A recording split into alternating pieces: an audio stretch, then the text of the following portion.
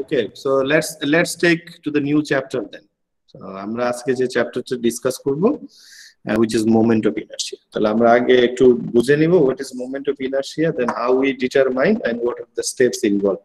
আমরা আশা করছি যে যেহেতু সেন্ট্রয়েডের নলেজ আমাদের ডেভেলপ হয়ে গেছে, আমরা আজকে খুব কুইকলি আমরা আসলে moment of inertia তে যেতে পারবো, কারণ in moment of inertia centroid is the built-in parameter you have to calculate. হ্যাঁ, আমি যদি তোমাকে বলি যে তুমি মোমেন্ট অফ ইনার্শিয়া বের করো, তাহলে এটা ধরেই নেওয়া হচ্ছে যে যখন একজন মানুষ বলবে যে to estimate the moment of inertia for this section given, so এটা বিল্ট ইন যে তুমি মোমেন্ট অফ ইনার্শিয়া বের করবে সেন্ট্রোইডাল অ্যাক্সিসে। ঠিক আছে, তোমাকে বলে দেন এই কোথায় বের করতে হবে, তো বলে না দেওয়ার অর্থই হচ্ছে যে এটা বিল্ট ইন যে আমাকে সেন্ট্রোইডাল অ্যাক্সিসে মোমেন্ট অফ ইনার্শিয়া বের করতে হবে। সেন্ট্রোইডাল অ্যাক্সিস আমি কিভাবে বের করব, তাহলে বলাই হচ্ছে centroidal axis, the axis pass through the centroids. তাহলে অটোমেটিক্যালি দেখো আমার মানে কিন্তু অটোমেটিক্যালি আমার কি বের করতে হচ্ছে, আমি অ্যাক্সিস সেন্ট্রয়েড দিয়ে পাস করব বলছি, তাহলে আমার কি জানতে হবে, সেন্ট্রয়েডের স্থানাঙ্কগুলো জানতে হবে। অবশ্যই সেন্ট্রয়েডের স্থানাঙ্কগুলো জানতে হবে। তাহলে খুব সহজে তোমরা বুঝে ফেলছো, সেন্ট্রয়েডাল অ্যাক্সিস মানেই হচ্ছে আমি তো এতদিন এক্স ওয়াই একটা এঁকেছি, আমি আমার মতো করে এক্স ওয়াই ধরেছি, কিন্তু আমি যদি বলি সেন্ট্রয়েডাল অ্যাক্সিস আঁকো, তাহলে অবশ্যই তোমাকে কি জানতে হবে, সেন্ট্রয়েড জানতে হবে। তাহলে centroid is a built in part of moment of inertia, যে কারণে আমাদের আগে সেন্ট্রয়েডটা পড়ে নিতে হয়, তারপরে মোমেন্ট অফ ইনার্শিয়া বের করতে হয়। তাহলে আমরা যে সেন্ট্রয়েডটা এতদিন পড়লাম, এটার অ্যাপ্লিকেশনও এখন আমরা মোমেন্ট অফ ইনার্শিয়াতে পাবো। এবং হয়তো কেউ বলবে না, কেউ বলুক আর না বলুক, তোমাকে কিন্তু সেন্ট্রয়েড বের করতে হবে, সেন্ট্রয়েড বের করে মোমেন্ট অফ ইনার্শিয়া বের করতে হবে। If I'm not telling that you have to calculate the centroid somewhere else, but it is quite important to know the centroid moment of inertia about the centroidal axis. Sometimes we call neutral axis, কারণ আমরা জানি যে centroid হচ্ছে এমন একটা point বা location which balance the weight or mass or force whatever working in this position. তো একইভাবে আমরা যদি একটু বোর্ডে যাই, তাহলে এখন take you to the board. তোমরা কি বোর্ডের রাইট হ্যান্ড সাইডটা দেখতে পাচ্ছ, একদম লাস্ট রাইট হ্যান্ড সাইড? না স্যার, নিচের কর্নারটা স্যার কাট পড়ে গেছে।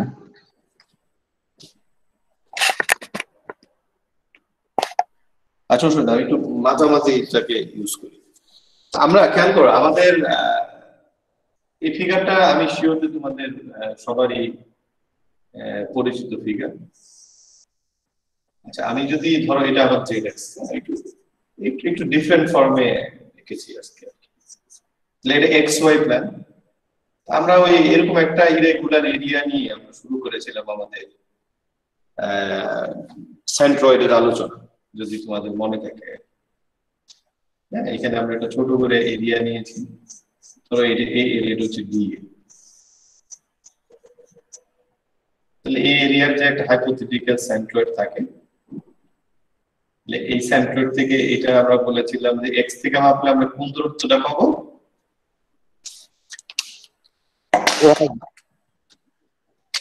তাহলে এটা যদি তার সিসি হয়, তাহলে আসলে বেসিক্যালি এটা হচ্ছে ওয়াই বার। হ্যাঁ, আর যদি আমরা ওয়াই অ্যাক্সিস থেকে রেফারেন্স অ্যাক্সিস থেকে মাপি, তাহলে আমরা পাবো এক্স বার, অথবা ধরে নাও এটা এক্স এবং ওয়াই যেটাই ছিল। জাস্ট একটা এক্সাম্পল। তাহলে সেটা ছিল আমাদের, আমরা কি করেছি, আমরা কিন্তু ইন্টিগ্রেশন অফ এক্স দিয়ে করেছি, ইন্টিগ্রেশন অফ ওয়াই দিয়ে করেছি। একটা স্টেপ ছিল আমাদের, ছিল না সেন্ট্রয়েডে? তখন আমরা কি বলছিলাম যে এই দিয়ে যদি একটা ফোর্স হয় আর এক্স যদি তার ডিসটেন্স হয়, এটা আসলে বেসিক্যালি, তাহলে আমি মোমেন্ট নিলাম কোন অ্যাক্সিসের সাপেক্ষে,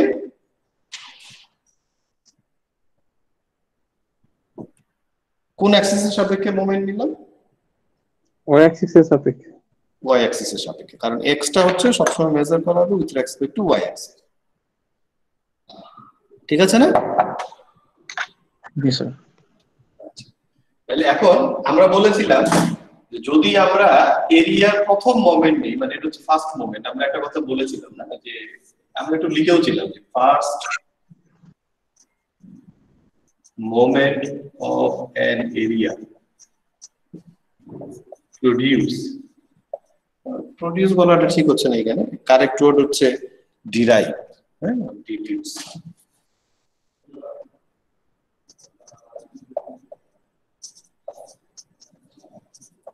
derive centroids, এটা কি মনে আছে? এরিয়ার প্রথম মোমেন্ট নিলে আমরা সেন্ট্রয়েড পাই। তোমাদের কি মনে আছে এই জিনিসটা আমি লিখেছি, আলোচনা করেছিলাম? Do you remember? তোমরা এখন মনে করতে পারো? জি স্যার, বলছিলেন এটা স্যার। হ্যাঁ বলছিলাম। তো এক্স্যাক্টলি একই জিনিস, এটাকে ডিএ দিয়ে ভাগ করে আমি সেন্ট্রয়েড ক্যালকুলেট করেছি, হ্যাঁ, মানে ইন্টিগ্রেশন অফ এক্স দিয়ে পাওয়ার করে ডিএ দিয়ে ভাগ দিয়ে আমি সেন্ট্রয়েড পেয়েছি। আচ্ছা, এখন ইন্টারেস্টিং ব্যাপার হচ্ছে what is moment of inertia. আমরা ম্যাথমেটিকে যাওয়ার আগে একটু ফিজিক্যালি বোঝার চেষ্টা করি what is moment of inertia. তোমাদের কি এই টার্মটা কখনো শুনেছো, মোমেন্ট অফ ইনার্শিয়া টার্মটা? জি স্যার। কি জিনিস দেখে আগে তোমাদের থেকে একটু শুনি, কি জিনিস, কোথায় পড়েছো, কি পড়েছো? আমরা 2-3 মিনিট একটু তোমাদের থেকে আলোচনাটা শুনি। কোনো একটা বডিকে যদি আমরা কোনো একটা অ্যাক্সিসের সাপেক্ষে ঘোরাই, তাহলে যে একটা ফোর্স দিব, তখন স্যার ওই ফোর্স এবং ডিসটেন্সের দূরত্বটা হচ্ছে মোমেন্ট অফ ইনারশিয়া। ফিজিক্যালি বলো তো, ফিজিক্যাল একটা মিনিং বলো, মানে তুমি এটা দিয়ে কি বুঝো, মানে what you understand about moment of inertia. Moment of inertia Bangla কি বলো তো? জড়তার ভ্রামক। জড়তার ভ্রামক। তো জড়তা জিনিসটা কি? কোন একটা বস্তু যে অবস্থানে আছে সেই অবস্থায় থাকার প্রবণতা, সেটা হচ্ছে জড়তা। সে অবস্থায় থাকার প্রবণতা, right.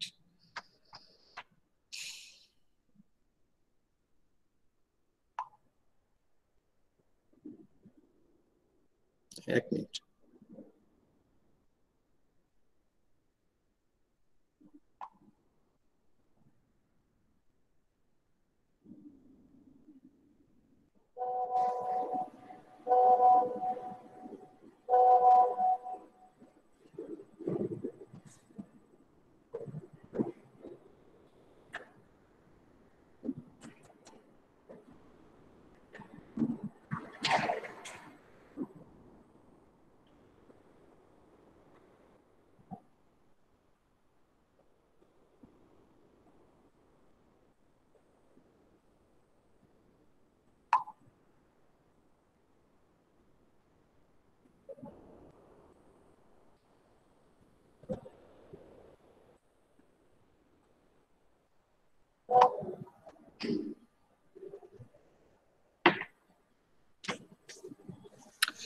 Okay, so sorry, I was just sending text.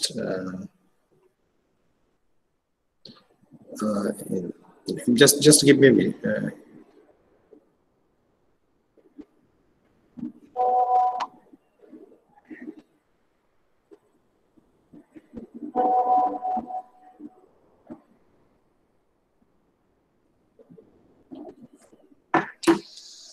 So জড়তার ভ্রামক, আমরা এখন যে জিনিসগুলো নিয়ে কথা বলছি সেটা হচ্ছে সম্পূর্ণই স্ট্যাটিক, মানে আমরা ডাইনামিক্স নিয়ে কথা বলছি না, আমরা স্ট্যাটিক্স পড়ছি। মানে পদার্থটা জড়, তার মানে সে স্থির থাকতে চায়, সে স্থির থেকে আসলে কোনো দিকে যেতে চাচ্ছে না। আচ্ছা, আরেকজন তোমাদের আরেক বন্ধু বলেছে এটার একটা ঘূর্ণন তৈরি হবে, সেই ঘূর্ণনের এগেইনস্টে যে ফোর্স হবে বা কিছু একটা হবে, সেইভাবে বলার চেষ্টা করছে। আগে আমরা একটু চোখ বন্ধ করলে কোনো কিছু দেখতে পারি কিনা সেই জিনিসটা দরকার। হ্যাঁ, মানে creative people must have seen something while we have our eyes of. হ্যাঁ, এখন এটা জড় একটা জিনিস, জড়তার ভ্রামক বলেছে। আচ্ছা, জড়তার ভ্রামক সম্বন্ধে আর কি পড়েছো তোমরা, মানে what you have studied before? আর কি জিনিস পড়েছো, মানে কি আর কিছু কি জানা আছে? একজন তো বলেছে জড়তার ভ্রামক, আমরা জড়তার এটা বলেছে, আরেকজন একটু বলার চেষ্টা করেছে। এছাড়া আর কোনো কিছু তোমাদের কারো কোনো কিছু জানা আছে? কেউ কিছু বলতে চাও এই বিষয়ে, বা এডিশনাল কোনো তথ্য তোমাদের কেউ দিতে চাও?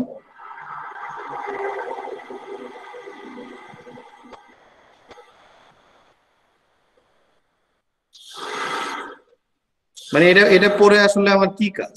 আমি যদি এখন তোমাকে বলি যে জড়তার ভ্রামক পড়লা, কি কি জন্য পড়লা? এটা স্যার কাজ হচ্ছে যখন আমি একটা অবজেক্ট কে কোনো একটা এক্সেস সাপেক্ষে ওই যে ঘূর্ণন তৈরি করতে যাবো, তখন কোথায় ফোর্স অ্যাপ্লাই করলে আমার কম ফোর্সে বেশি কাজ, মানে তাড়াতাড়ি আমার কাজটা করতে পারবো, মানে ঘূর্ণন তৈরি করতে পারবো, এই জন্য আমি অ্যাপ্লাই করি এটা। সেটা হচ্ছে ডাইনামিক্স এর ক্ষেত্রে। স্ট্যাটিক্স এর ক্ষেত্রে, স্ট্যাটিক্স এর ক্ষেত্রে ঠিক তার উল্টা। কোন একটা বস্তুকে কত ফোর্স প্রয়োগ করলে এটাকে ঘূর্ণন থেকে আমরা রোধ করতে পারবো। আচ্ছা, এইবার আমরা আসি আরেকটা এক্সাম্পল। তাহলে এখন ঘূর্ণন থেকে রোধ করতে পারবো অথবা ঘুরাইতে পারবো, এই আগে ধরে নিচ্ছি ঘূর্ণন থেকে রোধ করতে পারবো, আমরা যেহেতু স্ট্যাটিক্স এর কথা বলছি। তাহলে ঘূর্ণন থেকে রোধ করতে পারলে কি বাড়াইতে হবে বলো?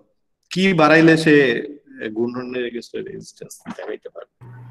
এটা হচ্ছে সেন্ট্রয়েড বরাবর ফোর্সটা, মানে ফোর্স পাথটা ওভাবে সেন্ট্রয়েড বরাবর দিতে হবে।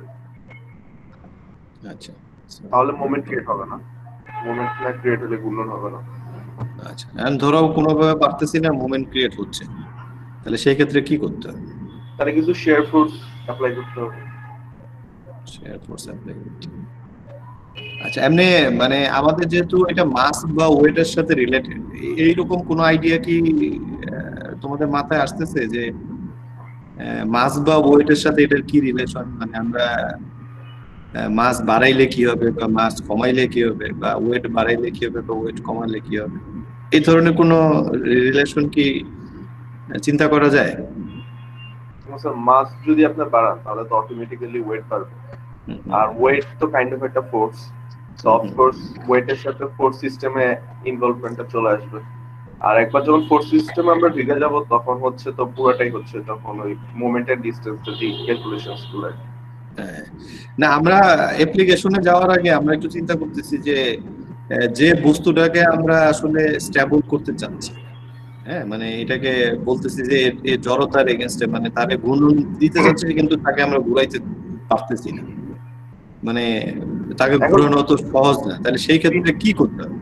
সিম্পলি তো মানে যদি কোনো একটা জিনিসের ওয়েট বেশি হয় তাহলে ওটা সহজে করতে চায়, ওয়েট কম হলে তো ইজিলি ঘোরানো যায়। আচ্ছা, ঠিক এখন আছে। আমরা যেসব জিনিস নিয়ে কাজ করবো ওগুলা ম্যাক্সিমামের ওয়েট অনেক বেশি, মানে তো ওখানে আবার ওয়েট বেশি হওয়ার কারণে আবার একটা ফোর্সের ইস্যু থাকে। আই ডোন্ট নো আবার না, ঠিক আছে, ওকে, ফাইন, নো প্রবলেম। এমনি ওয়েট বেশি, মানে ওয়েট বেশি কিভাবে করতে পারি? আমরা একটা বস্তুর ওয়েট আমরা বাড়াইতে চাই, তাহলে কিভাবে বাড়াবো ওয়েটটা? ম্যাটেরিয়ালস ইমপ্রুভ করব তাহলে ওয়েট বাড়বে। আর যদি ম্যাটেরিয়াল ইমপ্রুভ না করি তাহলে কিভাবে বাড়ানো যাবে? তাহলে হচ্ছে এমন কোন ম্যাটেরিয়াল ইউজ করতে হবে। আচ্ছা, যদি ম্যাটেরিয়াল ইমপ্রুভ না করি, হ্যাঁ, ধরো ম্যাটেরিয়াল বাড়াচ্ছি না, আর কিভাবে আমি ওয়েট বাড়াইতে পারি? ম্যাটেরিয়াল বাড়াইলাম না, কিন্তু আর কিভাবে আমি ওয়েটটাকে বাড়াইতে পারি?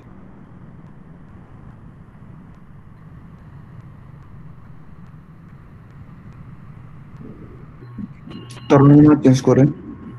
হ্যাঁ, তরঙ্গ চেঞ্জ করা যায়, তাহলে তো কিভাবে? কি চেঞ্জ করবো আমি বুঝিনি। তরঙ্গ গ্র্যাভিটির কথা বলছি।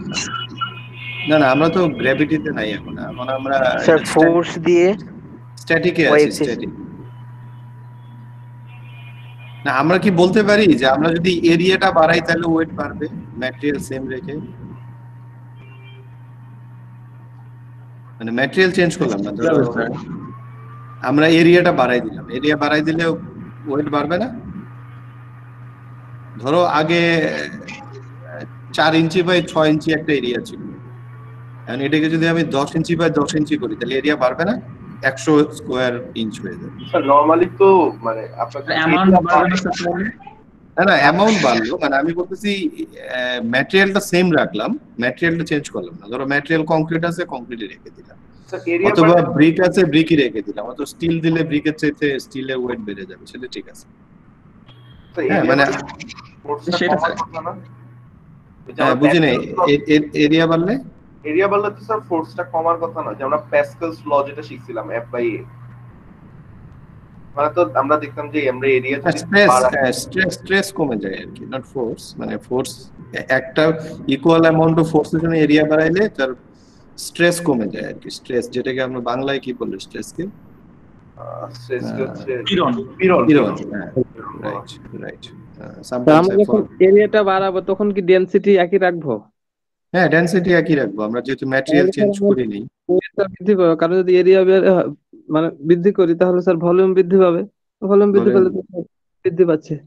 আচ্ছা, তাহলে আমরা একটু কনক্লুশনে আসি। তাহলে আমরা দেখলাম যে জড়তা এগেইনস্টে যদি আমরা রেজিস্ট্যান্স শো করতে চাই, আমরা যদি চাই যে এই বস্তুটা এখান থেকে না যাক, ফর এক্সাম্পল আমরা বিল্ডিং এর কলাম টলাম যখন ডিজাইন করি, আমরা চাই না বিম কলাম এখান থেকে সরে যাক বা তাকে কেউ ঘুরায় ফেলতে পারুক। হ্যাঁ, আর যখন আমরা ঘূর্ণনের কথা চিন্তা করি সেটা হচ্ছে সামথিং ডাইনামিক, হ্যাঁ, যেটা মেকানিক্যাল এর ওরা একটু বেশি এটার সাথে রিলেটেড, বা ওরা এই ধরনের কাজগুলো বেশি করে। আমরা তো ডাইনামিক্স নিয়ে কাজ একটু কম করি, আমরা মূলত স্ট্যাটিক্স এর কাজগুলো বেশি করি আজ সিভিল ইঞ্জিনিয়ার। এক মিনিট।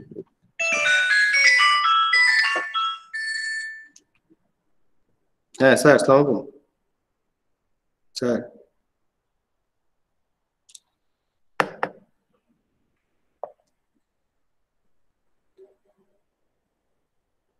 হ্যাঁ হ্যাঁ, জানাবো স্যার, ওটা তো কালকে আপনার সঙ্গে কথা হয়েছে। আমরা ওই জিনিসগুলোকে দেখতেছি, দেখে আমরা বলবো যে এগুলো আমরা স্টিয়ারিং কমিটি করছি, পিএসসি তে গেছে, প্রি একনেক হয়েছে, এগুলো হয়ে আমরা রিভিশনের কাজ করতেছি, সেটা আমরা বলবো আর কি স্যার আমাদের।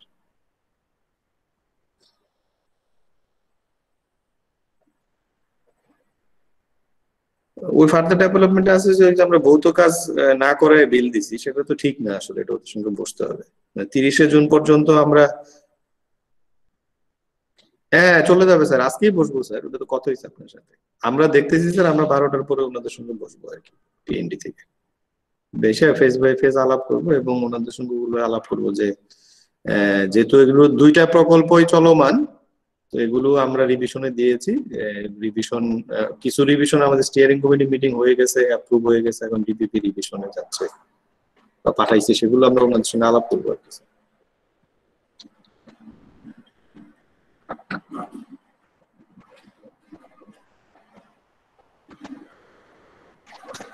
আচ্ছা, ওই যে ইয়ে যে স্যার মহা হিসাব ইয়ে যে বুঝতে পারছি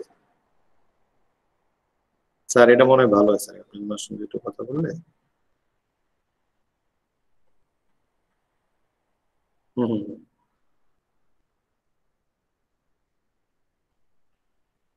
আচ্ছা আচ্ছা, বুঝতে পারছি। ঠিক আছে স্যার, আমরা কপিগুলো দিয়ে দিব, আপনি তো বলছেন আর কি স্যার, স্টিয়ারিং কমিটিতে যে অ্যাপ্রুভাল দিয়েছে আমাদের এই বাজেটে, প্রয়োজন ওটার কপিগুলো দিয়ে দিলাম আমাদের, যে আমরা স্টিয়ারিং কমিটি করছি এইভাবে, এটা অ্যাপ্রুভ হচ্ছে, ডিপিপি রিভিশন প্রক্রিয়া চলমান আছে। চলমান প্রকল্পের ইয়ে তো আসলে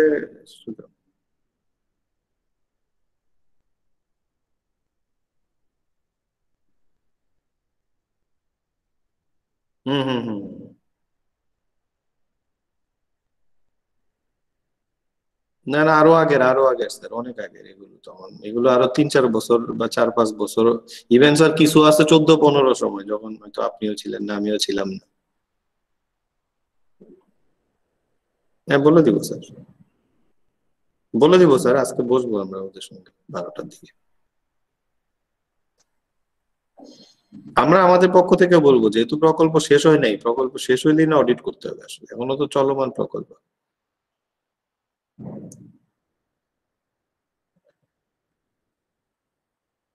জি জি জি, ব্যাখ্যাগুলো দিয়ে দিব আর কি, আর ওনাদের সঙ্গে কথা বলে বলবো যে আপনারা এটা একটু ওই কারণ সহ লিখেন, যে প্রকল্প রিভিশনে আছে, এই জিনিসগুলো রিভিশন হয়ে গেলে এগুলো মানে ইয়ে হয়ে যাবে, নিষ্পত্তি হয়ে যাবে, এরকম ভাবে আমি এটা চিন্তা করছি।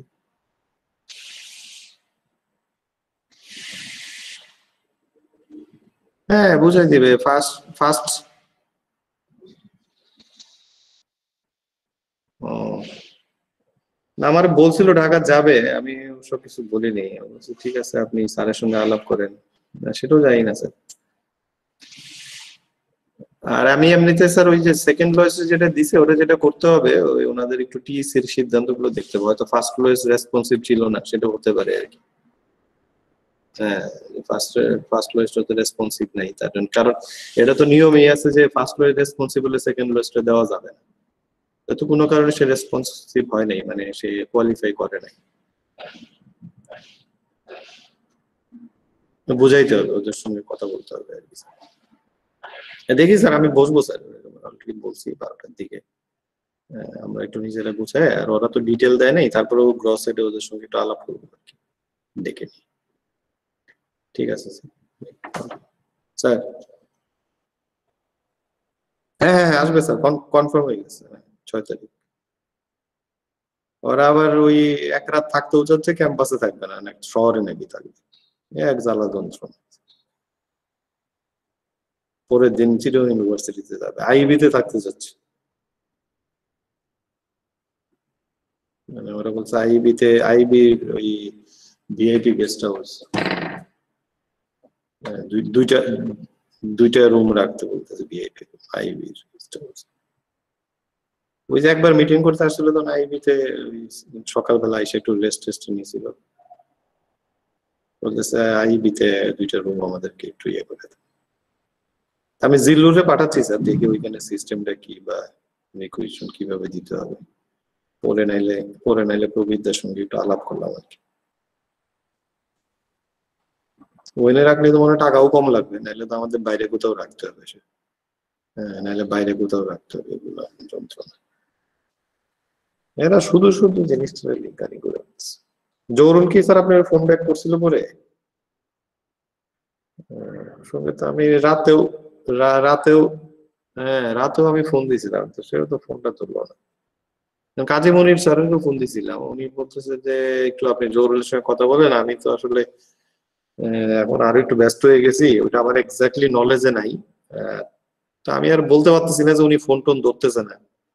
ঠিক আছে, দেখি তাহলে ট্রাই করে আপনারা জানাবো। দেখি স্যার, তাহলে আবার একটু ফোন দিই, কি কিছু তো করার নেই। আচ্ছা স্যার, আমি দেখতেছি।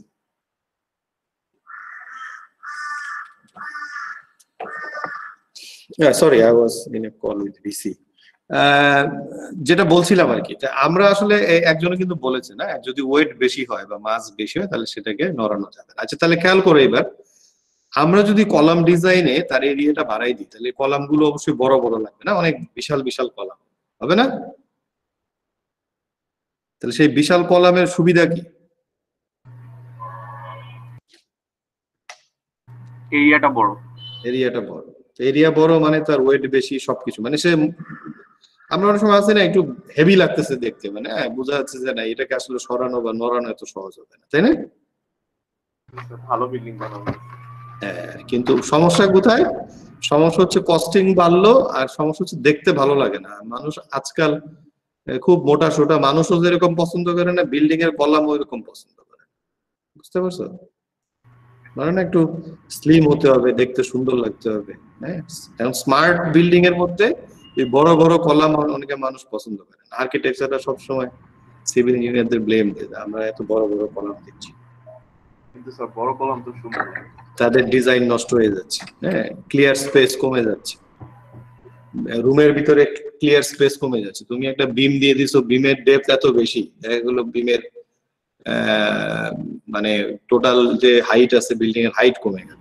এইগুলো নানান সমস্যার মধ্যে দিয়ে আমরা যাচ্ছি। সেই ক্ষেত্রে আমাদেরকে স্লিম ডিজাইনের দিকে যাইতে হয়, এবং সেই ক্ষেত্রে এই মোমেন্ট অফ ইনার্সিয়ার একটা বড় ভূমিকা আছে।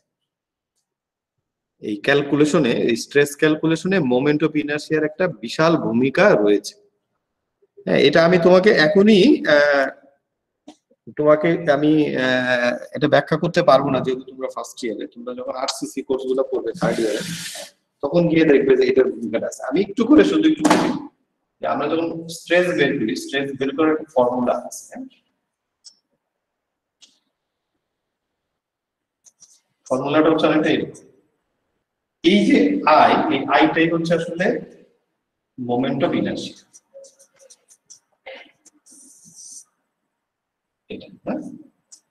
এই আইটা কিসের ফাংশন? আইটা function of size or shape. হ্যাঁ, মানে তার এরিয়া বা দেখতে কিরকম, এটা কি রেক্টেঙ্গুলার নাকি সার্কুলার নাকি। তাহলে খেয়াল করো, আমি যদি আই বাড়াইতে পারি, যেটা আমরা একটু আগে বললাম, যে আমি যদি একটু মোটা সোটা কলাম বিম দিতে পারি, নিচে দেখা তাহলে কি হবে? তাহলে আমার এই স্ট্রেসের ভ্যালু কিন্তু কমে যাবে, তাই না? এটা হচ্ছে মোমেন্ট।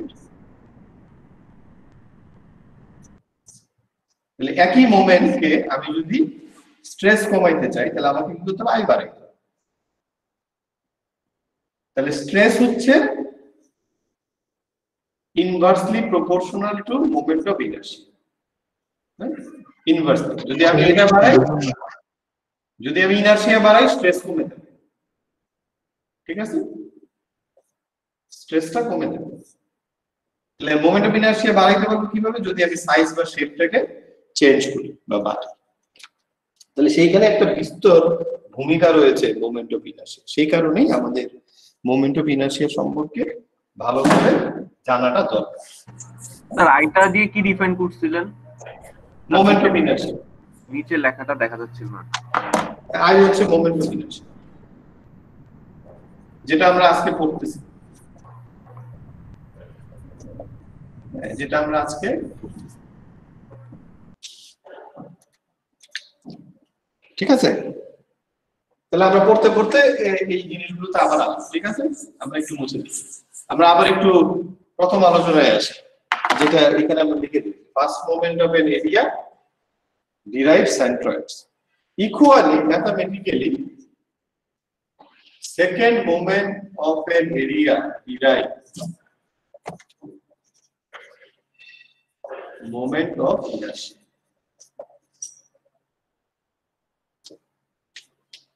ফার্স্ট মোমেন্টে সেন্ট্রয়েড, সেকেন্ড মোমেন্টে moment of inertia. Second moment বলতে আমরা কি বুঝতেছি? সেকেন্ড মোমেন্ট বলতে বুঝতেছি x into dA হচ্ছে একটা মোমেন্ট।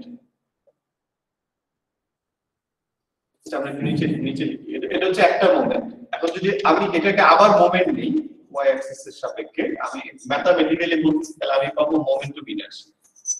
তাহলে সেটাই তখন হয়ে গেল i y y, মানে y অ্যাক্সিস এর এক্স, অথবা অনেক সময় আমরা i y ও বলি। i হচ্ছে moment of inertia equal to, তাহলে দুইবার মোমেন্ট নিতে হচ্ছে। দুইবার মোমেন্ট নেওয়ার অর্থ হচ্ছে প্রথম যে মোমেন্টটা পেয়েছি সেন্ট্রয়েডের জন্য ইন্টিগ্রেশন অফ x dA, এখন এইটা টোটাল ফোর্স হয়ে যাবে dA into x K force চিন্তা করে আবার মোমেন্ট নিতে হবে। আবার মোমেন্ট নিলে আমি তো x টা ঠিক থাকবে, তাহলে আলটিমেটলি যেটা দাঁড়াচ্ছে এটা হয়ে যাবে x স্কয়ার dA ইকুয়ালি, আমি যদি তখন i x করি, মানে আমি যদি x অ্যাক্সিস এর এগেইনস্টে যদি আমি মোমেন্ট অফ ইনার্শিয়া নির্ণয় করি, তাহলে ইকুয়েশনটা হয়ে যাবে y স্কয়ার dA। আচ্ছা, এখন এই লেখা এবং এই ইকুয়েশনটা বুঝতে পারছি কিনা সবাই?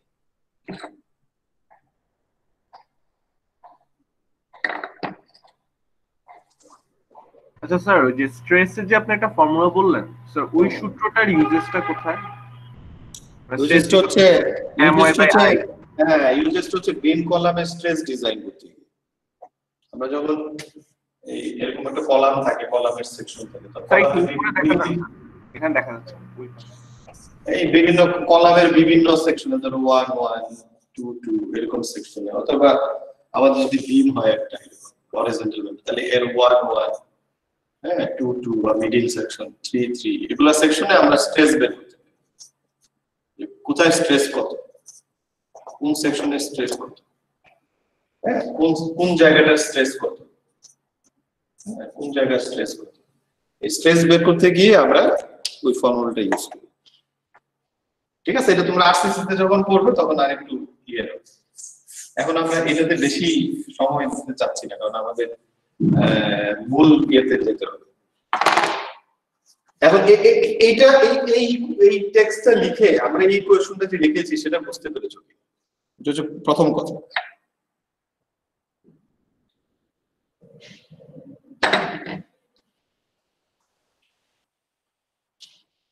The second moment of an area derive the moment of inertia. তার এগেইনস্টে আমরা ম্যাথমেটিক্যাল ইকুয়েশনটা ডিরাইভ করব। For example iy equals to integration of x square dA, ix equals to integration of y square dA। এই জিনিসটা কি আমরা বুঝতে পারছি? জি sir. এটা সাপোর্টিং টেক্সট যা লাগে সেগুলো তোমাদেরকে আমি স্লাইডে দেওয়া আছে, সেটা পড়লে তোমাদের আরো ক্লিয়ার হবে। বাট এমনিতে লেখা পড়ে আমি যতটুকু এক্সপ্লেইন করার চেষ্টা করলাম সেটার পরে কি এই ইকুয়েশনটা বোঝা গিয়েছে সবাই? জি স্যার, আমরা বুঝতে পেরেছি, তাই তো? আচ্ছা, তাহলে আমি যদি এবার একটু উপরের এই লেখাটা একটু মুছে দিই। আচ্ছা, তাহলে এখন যেটা দাঁড়াচ্ছে যে ডি এ তো কিভাবে ডিফাইন করতে সেটা তো আমি জানি, আর এটা হচ্ছে আই ওয়াই, তার মানে আমার ওয়াই অ্যাক্সিস এইখানে, এটা হচ্ছে আই এক্স মানে এখানে, তার মানে এটাকে আমরা কি বলতেছি, এটাকে আমরা বলতেছি moment of inertia with respect two x Axis. খেয়াল করুন, মনে রাখতে হবে এটা হচ্ছে মোমেন্ট অফ ইনারশিয়া, আমি একটু সংক্ষেপে লিখি, with respect to Y axis. কারণ আমি এই অ্যাক্সিসের মোমেন্ট নিয়েছি, এই অ্যাক্সিসের মোমেন্ট নিয়েছি, ঠিক আছে? লাইনগুলো প্রতিটা ওয়ার্ড এবং লাইন কিন্তু একদম ক্লিয়ারলি বুঝতে হবে। তাহলে আমি কি ফর্মুলাটা বুঝতে পেরেছি?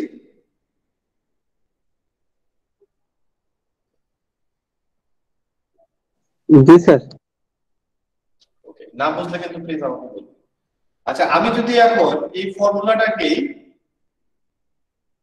উপরে বার দিয়ে দিলাম, আমি লিখলাম যে ওয়াই বার স্কোয়ার ডিএ, আর এটাকে I Y bar X bar square DA. এই দেখো এখানে বার ইউজ করেছি, এখানে বার ইউজ করেছি, এখানে এক্স এবং ওয়াই পরিবর্তে বার ইউজ করেছি। তাহলে এটা কি এখন এই বার আমরা কখন ইউজ করি?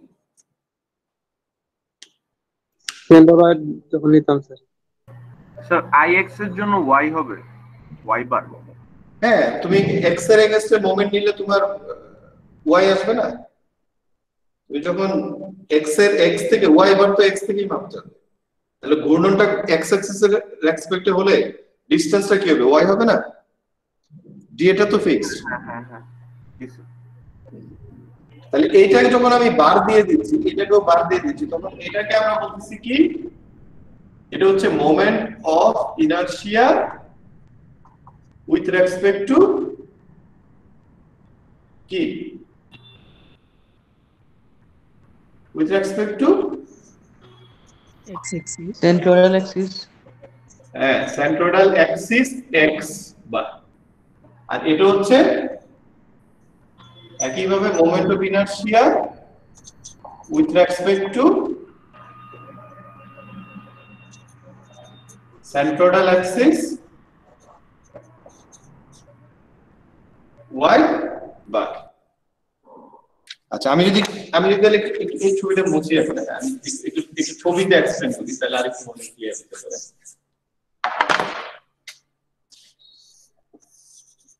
এটা এক্স, ধরো এটা ওয়াই। আচ্ছা, আমরা ধরে এরকম একটা রেক্টেঙ্গেল নিয়েছি, যেটা তোমরা আগেও দেখেছো বি বাই এইচ, এবং তুমি জানো এটা সেন্ট্রয়েড কোথায় আছে। তাহলে সেন্ট্রয়েড কোথায় আছে? এখান থেকে বি বাই টু, মানে এইচ এর অর্ধেক, মানে অর্ধেক, বি এর অর্ধেক, এখানে এটা হচ্ছে তার সিজি। আচ্ছা, এখন এই সিজি দিয়ে যদি আমি একটা অ্যাক্সিস ড্র করি, তাহলে এটা হচ্ছে আমার এক্স বার অ্যাক্সিস, আর এটা দিয়ে যদি আমি একটা অ্যাক্সিস ড্র করি, তাহলে ওয়াই বার অ্যাক্সিস। তাহলে এই ওয়াই এবং এই ওয়াই বারের সাথে কি রিলেশন বা কি পার্থক্য? এই এক্স এর সাথে এই এক্স বারের কি পার্থক্য?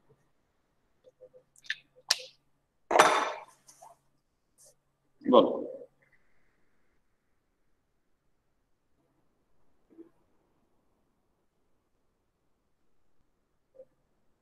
বলো, ছবি দেখে বলো। স্যার ওয়াই বার দ্বারা বোঝাচ্ছে ওয়াই এক্সিস থেকে সিজি এর দূরত্ব, আর এক্স বার দ্বারা বোঝাচ্ছে এক্স অ্যাক্সিস থেকে সিজি এর দূরত্ব, ডিসটেন্স। দূরত্ব বাদ দিলাম, আমি ছবি দেখে কি বোঝা যাচ্ছে? ছবি দেখে বোঝা যাচ্ছে না যে এটা হচ্ছে মূল অ্যাক্সিস, আবার এই এক্স অ্যাক্সিস এবং ওয়াই অ্যাক্সিস, যেটা হচ্ছে এটা হচ্ছে মূল বিন্দু 0 0, আর এটা হচ্ছে আরেকটা অ্যাক্সিস যেটা আমরা সেন্ট্রয়েড দিয়ে এঁকেছি। এক্স হচ্ছে এক্স এর প্যারালাল, আর ওয়াই হচ্ছে ওয়াই এর প্যারালাল। এখন মূল বিন্দু হয়ে গেছে কোনটা? এখন মূল বিন্দু হয়ে গেছে সেন্ট্রয়েড, সেন্ট্রাল পয়েন্ট। এটা হয়ে গেছে মূল বিন্দু। এটাকে আমরা বলি transformation of access. Transformation of access মানে অ্যাক্সেস ট্রান্সফার করা যায় প্যারালাল, মানে এটাকে শিফট করে এখানে নিয়ে গেলাম, এটাকে শিফট করে এখানে নিয়ে আসলাম। যেহেতু এই অ্যাক্সিসটা সেন্ট্রয়েড দিয়ে পাস করেছে, সেহেতু এই অ্যাক্সেস গুলোকে বলা হচ্ছে সেন্ট্রয়েডাল অ্যাক্সিস। অ্যাক্সিস। ঠিক আছে, এটা হচ্ছে অরিজিনাল অ্যাক্সিস আর এটা হচ্ছে সেন্ট্রয়েডাল অ্যাক্সিস। আবার আরেকজন যে বলছিল অবশ্যই সেটা ঠিক আছে, এখান থেকে এইটুকুর দূরত্ব কিন্তু অবশ্যই সেন্ট্রয়েডের দূরত্ব, মানে আমার এই দূরত্বটা হচ্ছে আমার বেসিক্যালি y বার মানে হচ্ছে h/2, আর এই দূরত্বটাও আসলে ইকুয়ালি আমার x বার যেটা হচ্ছে আসলে b/2। তার মানে এটা সেন্ট্রয়েড হচ্ছে, এখানে স্থানাঙ্ক হচ্ছে b/2 h/2, আর এখানে স্থানাঙ্ক হচ্ছে 0 0। বুঝা যাচ্ছে? জি স্যার। ওকে, আচ্ছা আমি প্রথমে আজকে ক্লাস শুরু করেছিলাম কি দিয়ে? আমি যদি বলি যে determine the moment of inertia, হ্যাঁ, determine the moment of inertia, তাহলে তুমি কি বুঝছো এই লাইনটা পড়ে?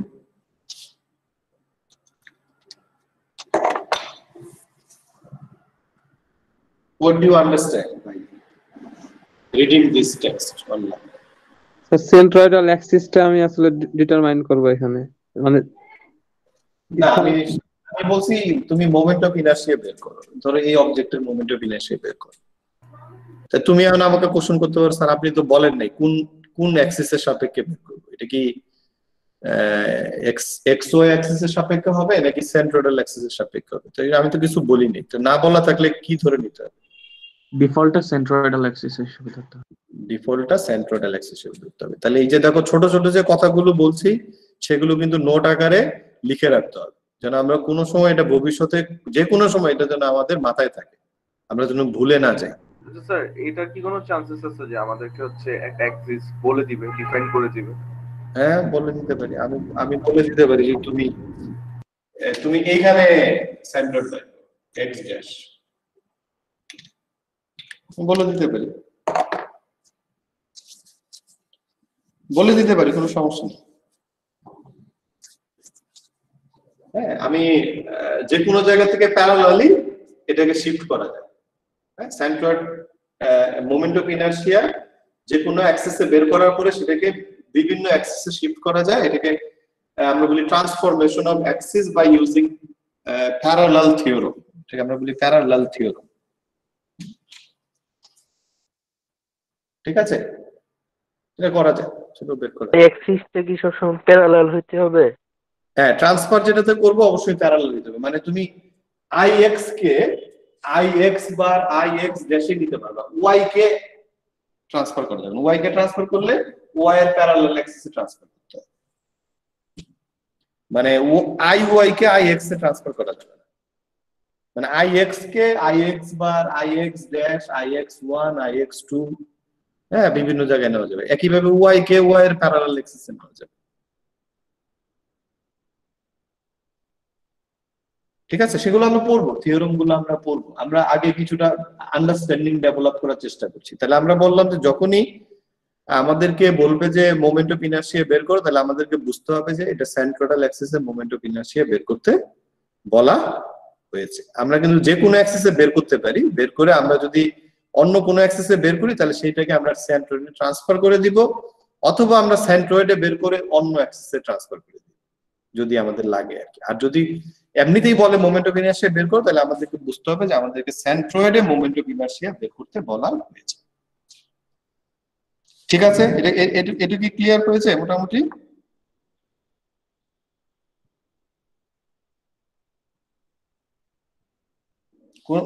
কোনো কোশ্চেন আছে?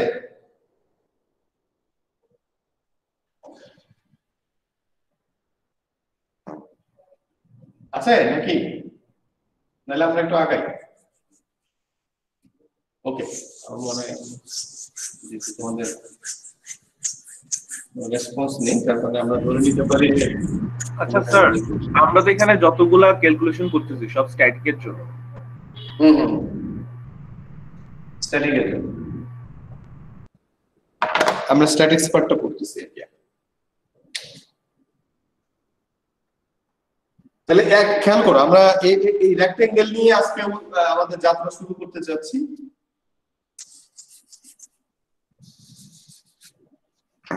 যেটার দৈর্ঘ্য হচ্ছে d, উচ্চতা হচ্ছে h, এবং আমরা জানি এর সেন্ট্রয়েড কোথায় আছে, আমরা সেন্ট্রয়েডের সময় পড়েছি।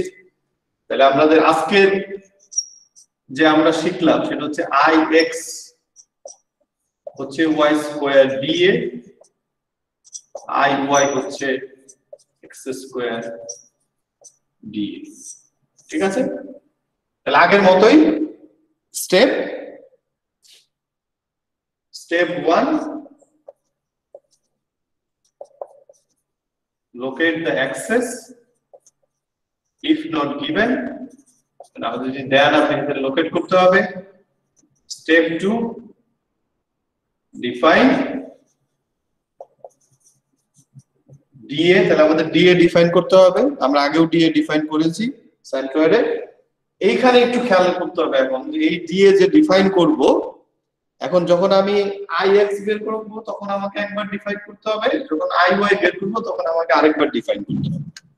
তাহলে আমি ডিফারেন্সটা বলতেছি, সেগুলো কিন্তু নোট করতে হবে। আগে আমি যখন সেন্ট্রয়েড করেছি তখন আমি একটাই dA ডিফাইন করেছি, একটা dA দিয়ে আমি x বার y বার দুটেই বের করেছি। তাহলে এখন একটু পার্থক্য আছে। আমি যখন মোমেন্ট অফ ইনারশিয়ার জন্য dA ডিফাইন করব তখন আমাকে দুইবার dA ডিফাইন করতে হবে। এখন কোশ্চেন হচ্ছে y, অবশ্যই তোমাদের একটা কোশ্চেন থাকতেই পারে আমি কেন দুইবার পরিবর্তন হয়ে যাবে, মানে সেম dA থাকবে না? হ্যাঁ, সেম dA থাকবে, কিন্তু আমাকে স্ট্রিপটা এখানে যেটা করতে হবে এমন ভাবে নিতে হবে যেন আমার এই ডিসটেন্স গুলো কনস্ট্যান্ট হয়, এই ডিসটেন্স গুলো ভ্যারি করা যাবে। ফর এক্সাম্পল, আমি যদি এখন ধরো ix বের করতেছি, ix এর ফর্মুলা হচ্ছে integration of y square dA। তাহলে আমি বলছি যে এমন ভাবে আমি স্ক্রিপ্টটা নিব যেন আমার এই y যেন চেঞ্জ না হয়। তার মানে কি, আসলে y মাপবো x থেকে, তাই তো? y মাপা হবে x, তাই না? তাহলে ধরো আমি স্ট্রিপটা এমন ভাবে এইভাবে নিলাম। এইভাবে স্ট্রিপ নিলে তোমার y এর মান কি চেঞ্জ হবে? দেখো তো, এখানেও যা, এখানেও যা, এখানেও যা, এখানেও যা, তাই না? y সেম থাকতেছে না কেন? জি স্যার। আচ্ছা, এখন আমি স্ট্রিপটা যদি এইভাবে না নিয়ে, এখন যদি আমি স্ট্রিপটাকে এইভাবে নিই, তাহলে কি y এর মান ঠিক থাকবে? y এর মান কি হবে? এইটুকু তার অর্ধেক, মানে এইখানে আমাদের y এর মান কিন্তু তখন পুরো ঠিক থাকবে না। আবার একইভাবে যখন আমি iy নিচ্ছি তখন আমি বলছি x টাকে ঠিক রাখো। x টাকে ঠিক রাখতে গেলে তোমাকে কি করতে হবে? x মাপা হবে y থেকে, তাই তো? এইভাবে x ঠিক রাখবো। এই জন্য আমরা যখন দুইটা ইকুয়েশন ix iy নিব, দুইবারে ফিগারটা একে dA টাকে ডিফাইন করতে হবে। জিনিসটা কি বোঝা গেছে? জি স্যার, dA ডিফাইন করতে স্যার, হবে, আবার একটু বলেন। আলাদা আরেকটা dA ডিফাইন করতে হবে। এক্স্যাক্টলি, মানে দুইবার করে স্ট্রিপ আঁকতে হবে। মানে দুইটাই হচ্ছে জাস্ট প্যারালাল করে রাখবে, কারণ হচ্ছে আমার সেম ইয়েটা আসে। এক্স্যাক্টলি, মানে ওই মোমেন্ট আরটা যেন কোনো অবস্থাতে চেঞ্জ না হয়। তাহলে ওই যখন iy বের করব তখন dA নিব আমি y অক্ষের প্যারালালে, আর যখন ix নিব তখন dx নিব y অক্ষের প্যারালাল। এক্স্যাক্টলি, মানে তুমি এইভাবে বলতে পারো যে আমি ix যখন বের করব তখন x এর প্যারালাল স্ট্রিপ নিব, যখন আমি iy বের করব তখন y এর প্যারালাল স্ট্রিপ। স্যার এটাই বলতে চাচ্ছিলাম, তাহলে খুব সহজে মনে থাকবে। হ্যাঁ, সহজে মনে থাকবে।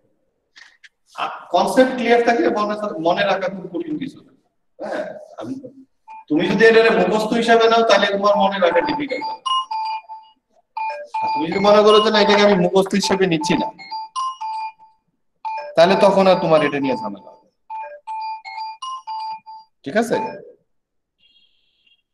মানে বুঝে রাখলে কোনো সমস্যা নেই। এখানে বোঝার ব্যাপার একটাই, সেটা হচ্ছে যে এই মোমেন্ট আর্ম যেটা আমরা নিচ্ছি সেই মোমেন্ট আর্মকে কোনো অবস্থায় ভেরিয়েবল করা যাবে না, সেটাকে কনস্ট্যান্ট রেখে আমাকে এরিয়াটা ডিফাইন করতে হবে। তাহলে ডিফাইন ডি এ আমরা যেটা লিখি এখানে subject to the condition that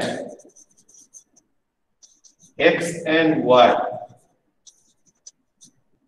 are to be kept constant for dA। মানে আমরা এতক্ষণ এটা আলাপ করে ফেলেছি, চেষ্টা করুন লিখতেছি আর কি, x এবং y কে কনস্ট্যান্ট রাখার জন্য dA টাকে ওইভাবে ডিফাইন করতে হবে, মানে স্ট্রিপটাকে নিতে হবে। আচ্ছা, ওয়ান্স dA ডিফাইন, আমার কিন্তু আর দরকার নেই, আমার ix এবং iy আমি বের করে ফেলতে পারি যদি আমার আর কোনো ইয়ে না থাকে আর কি, মানে আর যদি কোনো আবার অন্য কোনো কোয়েরি যদি না থাকে যে না এটা এখানে না বের করে এখানে বের করে, এখানে না বের করে এখানে বের করে, তাহলে আমি বের করতে পারি। ঠিক আছে, ওকে, বুঝা গেছে মোটামুটি এটা?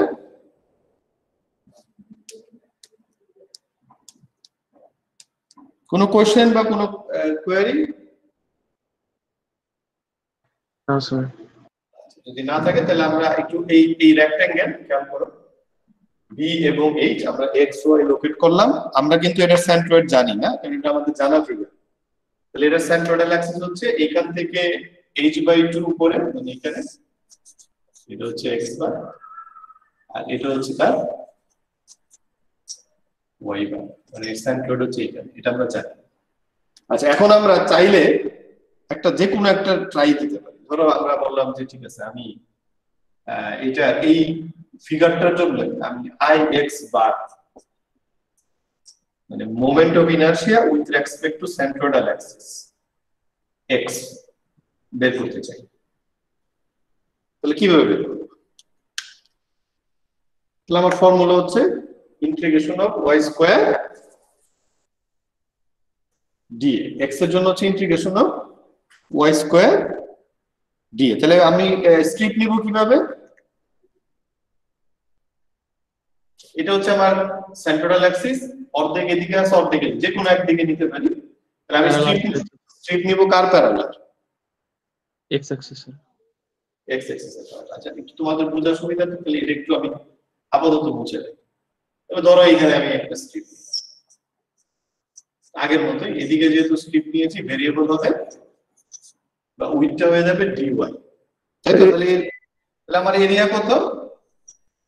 আমি বলতেছি এখান থেকে y হচ্ছে ডিসটেন্স, আমি এখন সেন্ট্রয়েডাল অ্যাক্সিস কে রেফারেন্স করছি, তাহলে এটাকে y ধরলাম, তাহলে ডিসটেন্স হয়ে গেল y স্কয়ার, আর d এটা কি হবে? d dy, d dy, variable হচ্ছে y, তাহলে লিমিট কত বসবে বলো তো? এটার লিমিট কি হবে? 0 to h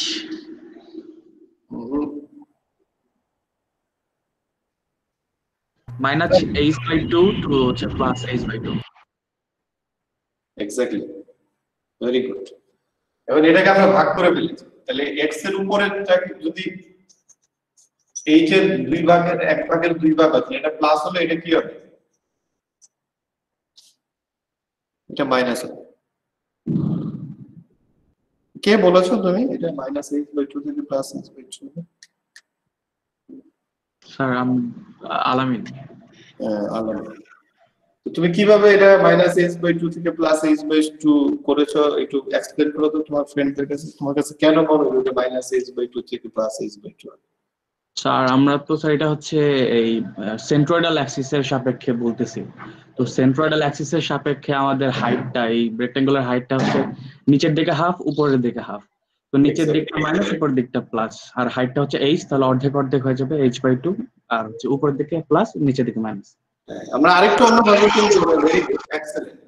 আমরা আরেকটু চিন্তা করতে পারি, এখন আমাদের রেফারেন্স অ্যাক্সিস হচ্ছে এটা, তার মানে এটাকে আমরা জিরো অ্যাক্সিস বলতেছি। তাহলে জিরো অ্যাক্সিস হলে উপরের হাফটা পজিটিভ, নিচের হাফটা নেগেটিভ। আচ্ছা, আমরা বাকিরা কি বুঝতে পেরেছি এখন? জি স্যার। ওকে, তাহলে আমরা যদি লিমিটটা বসাই -h/2 এদিকে +h/2, তাহলে ইন্টিগ্রেশন করলে কি আসে দেখো তো। ইন্টিগ্রেশন করে লিমিট বসালে কি আসে, মানটা কি আসে?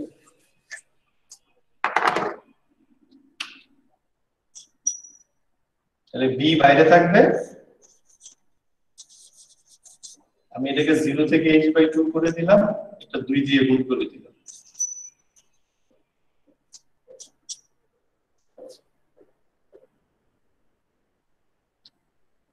কি আসে ফর্মুলাটা? 2b তারপর 2/3bh³ y³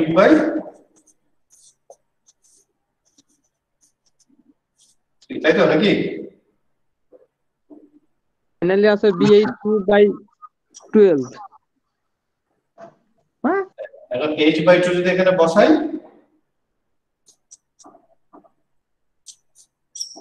তাহলে কি আসবে? b h³/12 নাকি? জি স্যার 12। এটা আসছে, আমরা সবাই কি পেয়েছি bh³/12?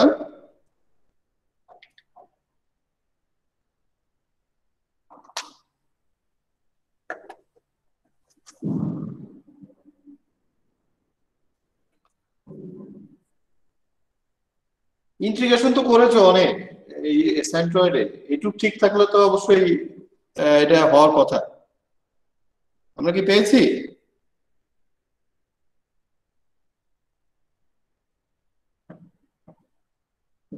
এটা তো ঠিক আছে মনে হইতেছে। মানে মনে হয় বলে কোনো কথা নেই। জি স্যার ঠিক আছে। জি স্যার ঠিক আছে। জি স্যার সেমটা পেয়েছি। আচ্ছা, এখন ওই আই ওয়াই বারটা বের করে আমাকে বলো, এটা নিজেরা করো। হ্যাঁ, আই ওয়াই বার এই ফিগারে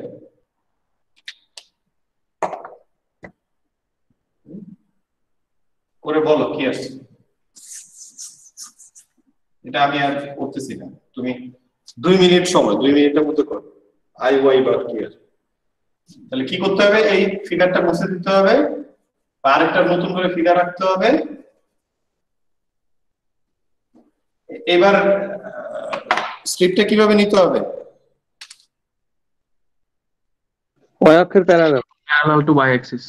হ্যাঁ, প্যারালাল টু ওয়াই অ্যাক্সিস। তাহলে তোমার এটা হচ্ছে ওয়াই বার নিতে হবে না, প্যারালাল টু ওয়াই অ্যাক্সিস। তো নাও এদিকেও নিতে পারো, এদিকে ধরো, এদিকে নিলাম, তো এটা হয়ে যাবে কি,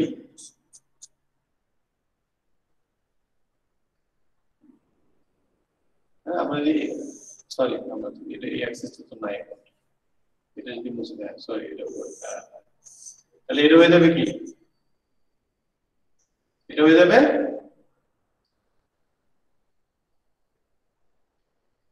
এটা কি হবে, dx নাকি? জি স্যার dx। হ্যাঁ, এটা হয়ে যাবে dx। তাহলে বলো এখন ইকুয়েশন লিখো, লিখে আই ও এর মান বের করে বলো কত আসছে। স্যার আর পাচ্ছি hb³/12। তোমরা তাই পেয়েছো সবাই? I y bar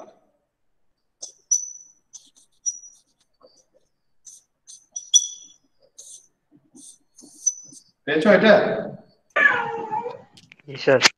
G sir hb³/12। আচ্ছা, তাহলে আমরা খেয়াল করি, এবার একটু ফিগারের দিকে যাই, ফর্মুলাটা খেয়াল করি। এই ফর্মুলা কিন্তু আমাদের মনে রাখতে হবে। আচ্ছা, যখন আমরা আই এক্স বার বের করলাম, তার মানে আমি এখানে বের করছি, মানে এটা হচ্ছে আমার I x, moment of inertia with respect to centroidal axis for rectangular section. B হচ্ছে বেস, এইচ হচ্ছে হাইট। ফর্মুলাটা হচ্ছে bh³/12। আচ্ছা, যখন আমি এইখানে চলে গেলাম,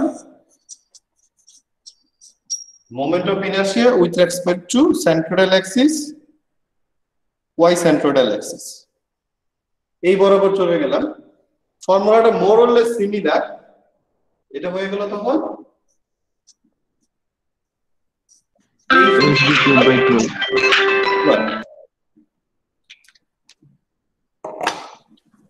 আচ্ছা তাহলে বলো তো দেখি এই ফিগার দেখে এই ফর্মুলাটাকে কিভাবে জেনারেলাইজ করা যায়? মানে নিচে 12 ঠিক থাকতেছে, একটা হচ্ছে bh³/12 আর একটা হচ্ছে hb³/12, তাহলে এটাকে কিভাবে আমরা জেনারেলাইজ করতে পারি এই ফিগারটা দেখে?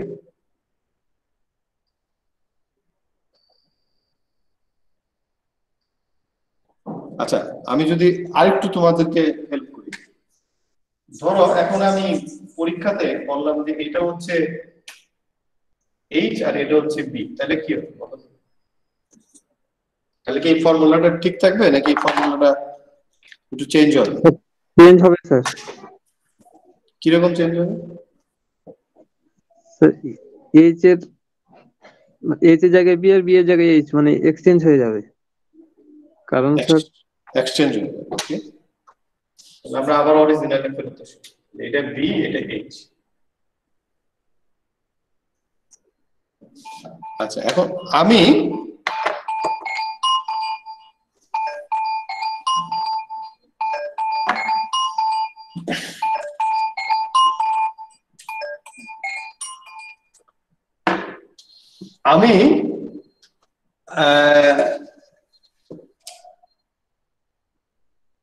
ফর্মুলা মুখস্থ করলাম bix bar equal to bh³/12, আমি আরেকটা ফর্মুলা মুখস্থ করলাম iy বার মানে হচ্ছে hb³/12।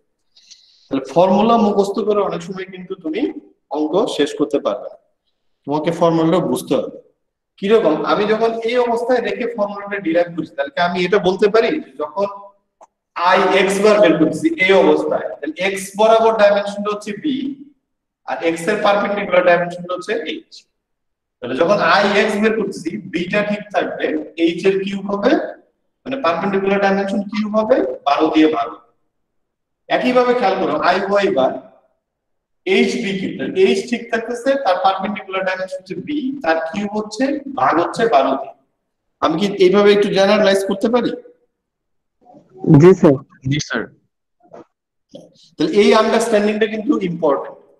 আমরা ফর্মুলা বললাম bh³/12, তখন তুমি বললে স্যার তো বলছে bh³/12, তাহলে এটা তো এটা b এটা h। এই ফর্মুলাতে যে bh³/12, তখন এটা খেয়াল রাখতে হবে তখন x বরাবর প্যারালাল ডাইমেনশন হচ্ছে b, x এর পারপেন্ডিকুলার ডাইমেনশন হচ্ছে h।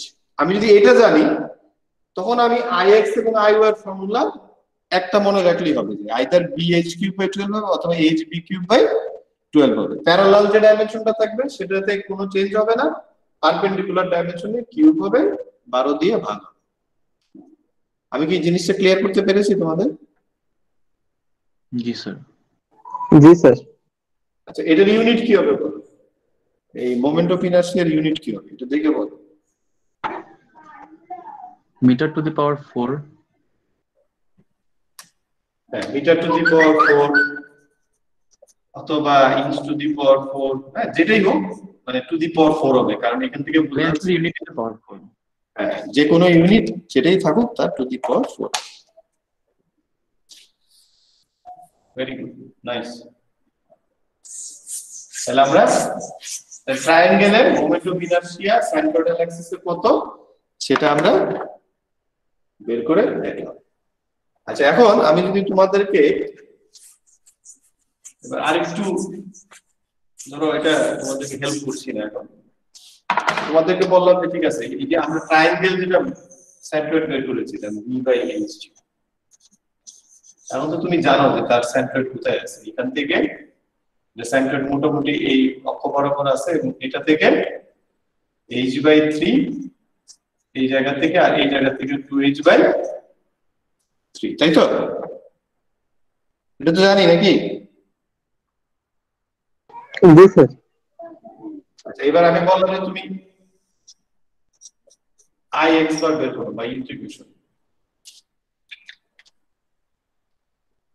ইন্টিগ্রেশন করে ix বারের মানটা বের করো। ix বার কত করো দেখি নিচে, পারবে?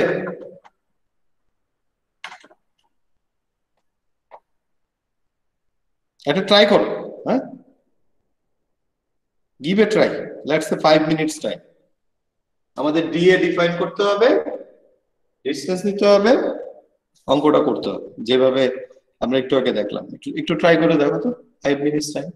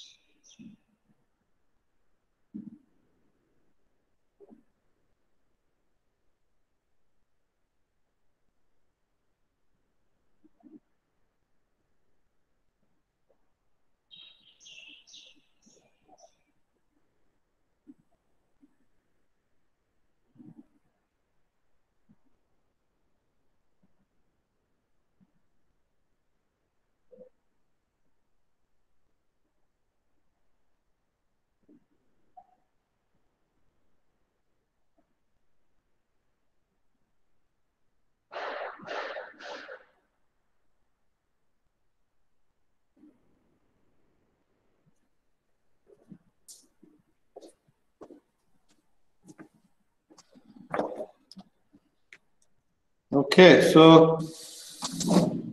how you move on? Can any one of you have derived the formula? Did you be able to do that for triangle? Hello?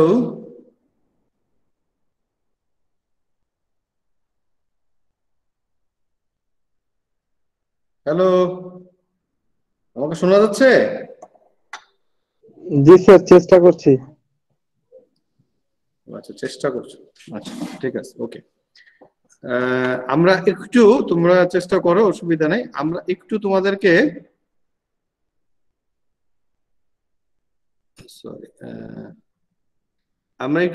একটু স্লাইডে নিয়ে যেতে চাচ্ছি।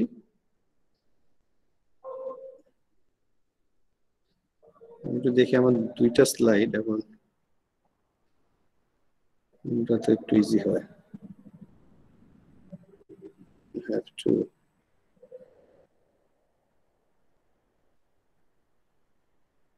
okay, so let's take this one. আচ্ছা, আমরা একটু সবাই আমরা একটু স্লাইড দিকে তাকাবো। আমরা ক্যালকুলেশন তো করছি অবশ্যই। আমি একটু জাস্ট ফাস্ট করার জন্য মানে এগুলো তোমাদের স্লাইড আমি দিয়ে দিব, অসুবিধা নেই। এই ফর্মুলা গুলো তো আমরা, তোমরা কি স্লাইডটা দেখতে পাচ্ছ? জি স্যার। ওকে, সো এগুলো হচ্ছে টেক্সট আমরা বলেছি। Sorry, it's just loading the slide. Okay. Which is relevant, I will just go to you indirectly. So this is the formula we did, right? এখানে d আছে বা h আছে, যাই হোক। আচ্ছা, এটা হচ্ছে তোমাদেরকে আমি এখন বলছিলাম যে করো আর কি। তো এটাকে তোমরা স্ক্রিপ্টটাকে এইভাবে নিয়েছো? জি স্যার, নিয়েছি। তারপর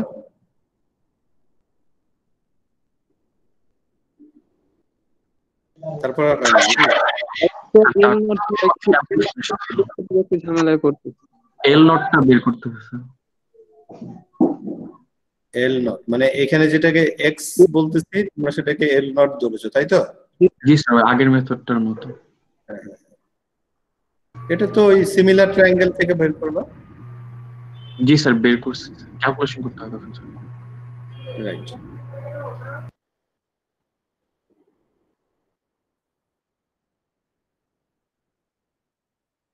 আচ্ছা এইখানে কিন্তু খেয়াল করো আমি কিন্তু বেজের রেসপেক্টে মোমেন্ট অফ ইনার্শিয়া বের করেছি। হ্যাঁ, আর তোমাদেরকে সেন্ট্রোডাল অ্যাক্সিসের রেসপেক্টে বের করতে বলেছি।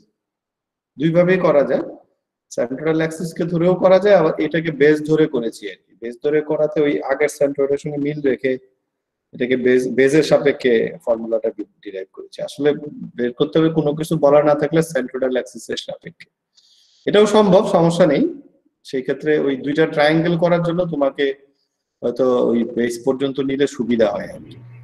স্যার এখানে আপনার ওই যে মানে ট্রায়াঙ্গেলটার উপরের মানে নিচের পোরশনটা তো আপনি ধরছেন ওয়াই ধরছেন, ফলে উপরের পোরশনটা আসছে এইচ মাইনাস ওয়াই। কিন্তু যখন হচ্ছে আমরা আরেকটা সেন্ট্রয়েডাল অ্যাক্সিস ধরবো তখন হচ্ছে ওই অ্যাক্সিসটা থেকে যখন আমার ওই ডি এর যে ডিসটেন্সটা ওইটাও তো আবার ওয়াই ধরতে হইতেছে, তখন ওয়াই ধরলে ওইটা হবে 2h by 3 minus y. Sir centroidal axis ধরে মানে ওই ডিওয়াই বের করছিলাম স্যার, ওইভাবে ধরে শেষে লিমিট সহ চেষ্টা করছি স্যার। ওখানে একটু বলুন ওটা।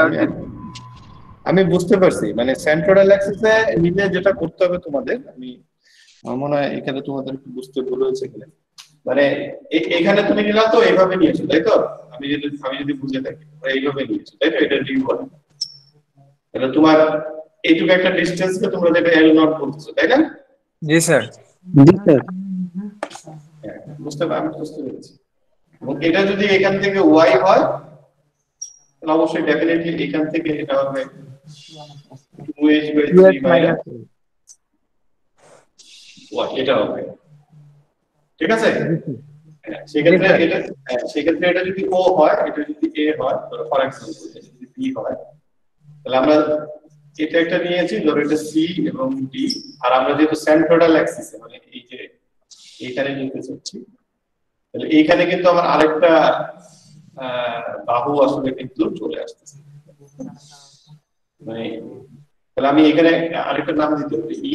এটা আমি যেহেতু সেন্ট্রোডাল অ্যাক্সিসের উপরে, তখন আমাকে ট্রায়াঙ্গেল যেটা সিমিলারিটি করতে হবে সেটা হচ্ছে যে তুমি এটা যে কোনো জায়গা থেকে বের করতে পারো। এটা তুমি এ সি ডি এ ও বি যে কোনোটা নিয়ে তুমি এল নটটা বের করতে পারো। এল নটের মান নিয়ে কোনো সমস্যা নেই, এল নটের মান যেটা আছে সেটাই আছে। মানে তুমি যদি এল নট ধরো, এটা বেসিক্যালি ওই যে মানটা দেওয়া আছে সেটাই আছে, B by H H minus Y. এটা তো এটুক তো পেরেছো নাকি? এটা তো তুমি আগেই বের করেছো তাই না? হ্যাঁ, এটা আগে শুধু সেন্ট্রয়েড বের করার সময় যেটা ইউজ করে। হ্যাঁ হ্যাঁ, রাইট রাইট। এখন তুমি এইখানে যে ফর্মুলাটা লিখতে চাচ্ছ সেটা হবে, ফর্মুলাটা হবে y স্কয়ার dA, ঠিক আছে? তাহলে এখানে তো তোমার dA যখন বের হয়ে গেল, এই y কিন্তু আমরা এখান থেকে ধরেছি, তাহলে y কনস্ট্যান্ট থাকবে আগের মতই। d এর জন্য তো নতুন করে ফর্মুলা কিছু নাই, d এর ফর্মুলা হচ্ছে b by h h minus y into dy, ঠিক আছে? আর এখানে একটা প্রবলেম আছে, সেটা হচ্ছে আপনার এখানে যে ওয়াই স্কয়ারটা ধরছেন, এই ওয়াই স্কয়ারটা হচ্ছে আমার ইএফ লাইন থেকে সিডি পর্যন্ত যে ডিসটেন্সটা ওটা ওয়াই, আর ওখানে যেটা B by H H minus যে ওয়াইটা, এই ওয়াইটা কিন্তু আসলে ইএফ থেকে ওবি দেখার যে ডিসটেন্সটা ওইটা।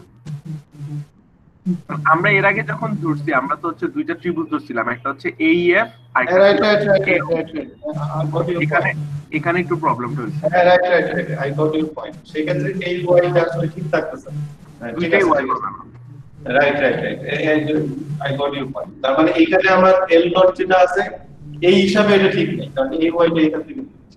হ্যাঁ, right, you are right, absolutely ঠিক আছে। সেই ক্ষেত্রে যেটা করতে হবে, মানে সেই ক্ষেত্রে যেটা করতে হবে, আমাকে ইএফ এর মানটা আগে বের করে নিতে হবে। আমাকে যেটা করতে হবে, triangle ACD and triangle A E F এই দুইটার মধ্যে রিলেশন আসতে পারে তাহলে বুঝতে পারছো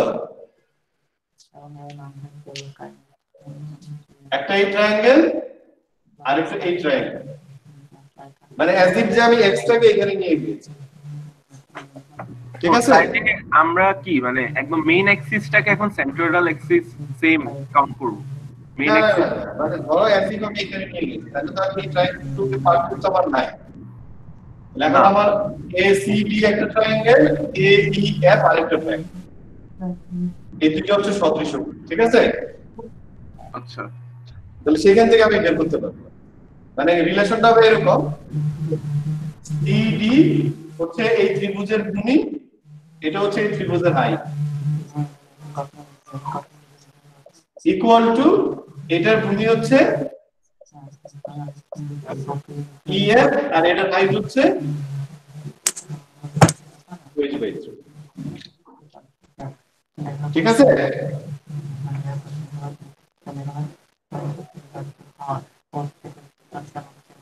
ঠিক আছে এটা ক্লিয়ার এখন সিডি টাকে তুমি এল নট কোড করো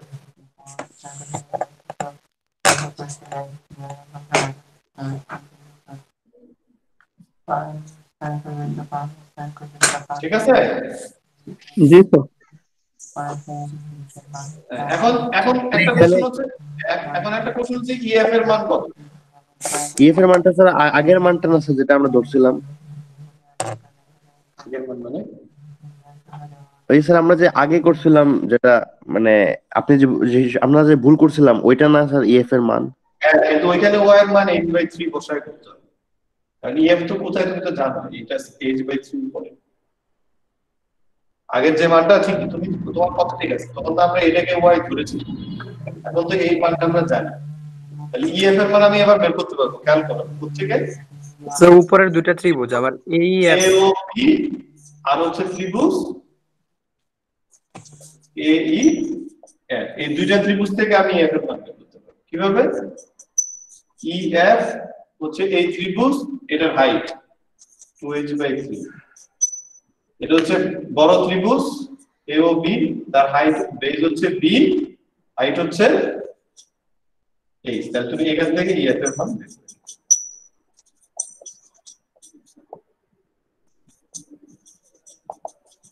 3b/2h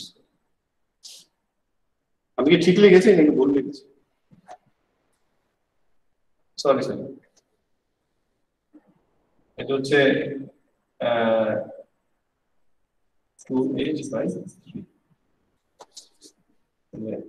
এটা cancel 2/3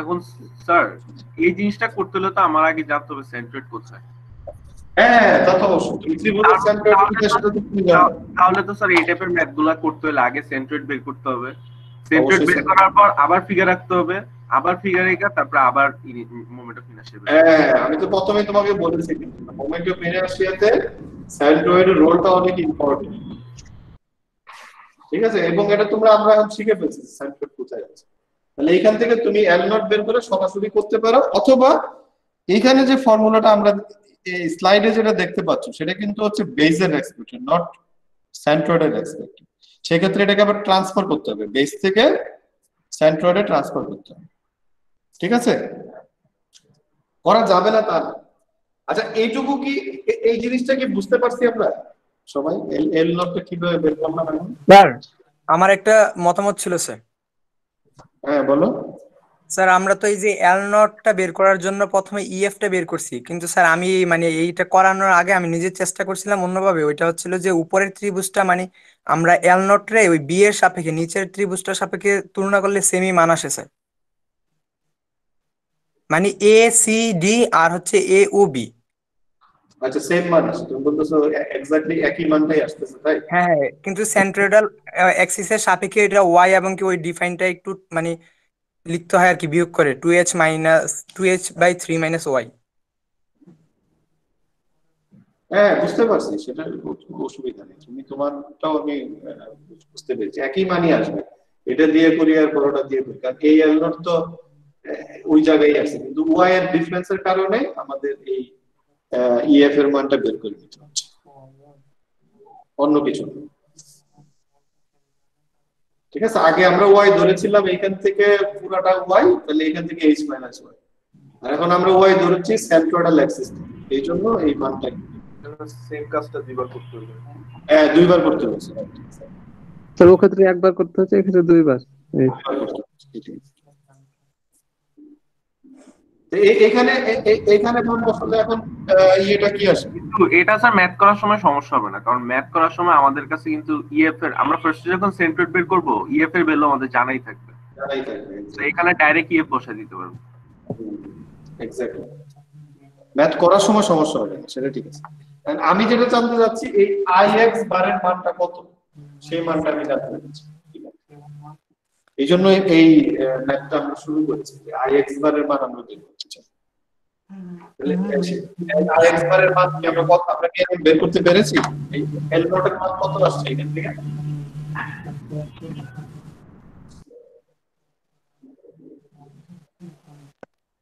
So b by 8 into 2h by 3 minus y. একটু চেঞ্জ আসছে না, মানে আমাদের এই টোটালটা ধরলে h মাইনাস ওয়াই হয়, এবং h মাইনাস ওয়াই এর জায়গায় 2h মাইনাস 3 হয়ে গেছে, কারণ যেহেতু আমরা এইটুকু বাদ দিয়ে দিয়েছি, ত্রিভুজের হাইটটা এখন আর h নাই, এখন 2h বাই 3 হয়ে গেছে, তাহলে ওই h এর পরিবর্তে 2h বাই 3 মাইনাস ওয়াই। খেয়াল করো এই যে এখানে তো স্লাইডে আছে h মাইনাস ওয়াই ছিল, তাহলে b বাই h ঠিকই আছে, এখন যেহেতু ত্রিভুজের হাইট টোটাল h নাই, এখন এইটুকু আমরা এই স্ট্যান্ডার্ডের উপরে ঢুকবো, এইটুকু হয়ে গেছে আমার 2h বাই 3 মাইনাস ওয়াই, শুধু এই h এর পরিবর্তে 2h বাই 3 মাইনাস ওয়াই এসেছে। ঠিক আছে? জি স্যার। আচ্ছা, এখন আমরা যদি এই মানটা এখন এখানে বসাই, আমাদের ইকুয়েশনে বসাই, তাহলে হবে হচ্ছে sir y square d by h into 2h by 3 minus y into dy, R limit হবে 2h by 3 উপরে, আর নিচে হবে হচ্ছে minus h by 3. Exactly, perfect, excellent. তাহলে ix বার, এবং তোমরা যদি ঠিকঠাক মতো করো, তোমরা দেখবে যে এটা করে আমরা যেটা পাবো, এটা পাবো bh কিউব বাই 36। হ্যাঁ, আমরা যদি ঠিক মতো করি তাহলে এটা পাবো। তাহলে আমরা iy হবে কি h d cube by 36, iy h d cube 36। তখন স্যার এইচ আর বি এক্সচেঞ্জ হয়ে যাবে ওই যে এর আগে নিয়ম অনুসারে। মানে ওভাবে করা যাবে, এটাও সেম সিমিলারলি। হ্যাঁ, করা যাবে, সেই ক্ষেত্রে হাইট y অ্যাক্সিস মানে x অ্যাক্সিস বরাবর থাকতে হবে, ট্রায়াঙ্গেলটা এটা দিয়ে দুই ভাগে ভাগ হতে হবে, এরকম ভাবে ভাগ হতে হবে, তখন করা যাবে। ও আচ্ছা, অথবা এইভাবে ভাগ হতে হবে, এরকম ভাবে। তার মানে আবার iy বাই করতে হবে। যাক, একটা মনে রাখলে আরেকটা এমনি বের করা যাবে, সমস্যা নেই। এটা আমরা ঠিকভাবে করলে এই ফর্মুলাটা আসবে। আচ্ছা, এখন আমরা যদি একটু খেয়াল করি, হ্যাঁ, আমি just almost we are at the end of today's class, আমরা যদি একটু খেয়াল করি, দেখো আমরা সেন্ট্রয়েডে বের করেছি ix বা bh কিউব বাই 36, আর এখানে আমি যে স্লাইডটা তোমাদের দেখিয়েছি, সেই স্লাইডে মোমেন্ট অফ ইনারশিয়া কোথায় বের করা আছে দেখো তো।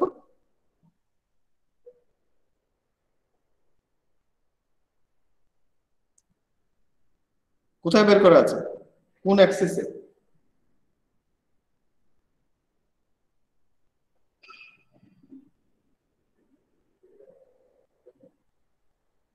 তোমরা কি স্লাইডটা দেখতে পাচ্ছ?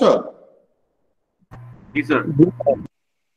তো স্লাইডে কোন অ্যাক্সিস বরাবর বের করা আছে এর মোমেন্ট অফ ইনারশিয়াটা? স্যার বেজের সাপেক্ষে।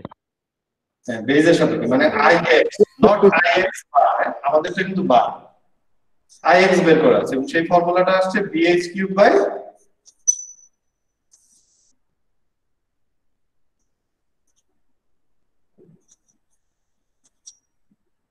With respect to base.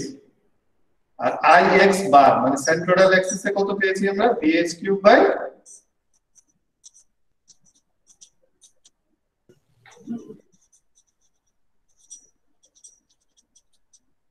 36। কোনটা ছোট বলো তো, কোনটা ছোট কোনটা বড়? স্যার আইএক্স বড় আর বেজেরটা বড়, হ্যাঁ বেজের রেসপেক্টে বড়। বেজের রেসপেক্টটা বড় আর সেন্ট্রয়েডেরটা সেন্ট্রয়েডটা ছোট। সেন্ট্রয়েডেরটা ছোট। তার মানে বোঝা যাচ্ছে, খেয়াল করে আমরা আবার একটু প্রথম দিকের আলোচনায় চলে আসলাম। আমরা যে একটু আগে বলেছিলাম বা ক্লাসটা শুরু করেছিলাম যে মোমেন্ট অফ ইনারশিয়া বললে আমরা বাই ডিফল্ট বুঝবো যে মোমেন্ট অফ ইনারশিয়া কোথায় বের করতে বলছে, সেন্ট্রয়েডাল অ্যাক্সিস। সেন্ট্রয়েডাল অ্যাক্সিস।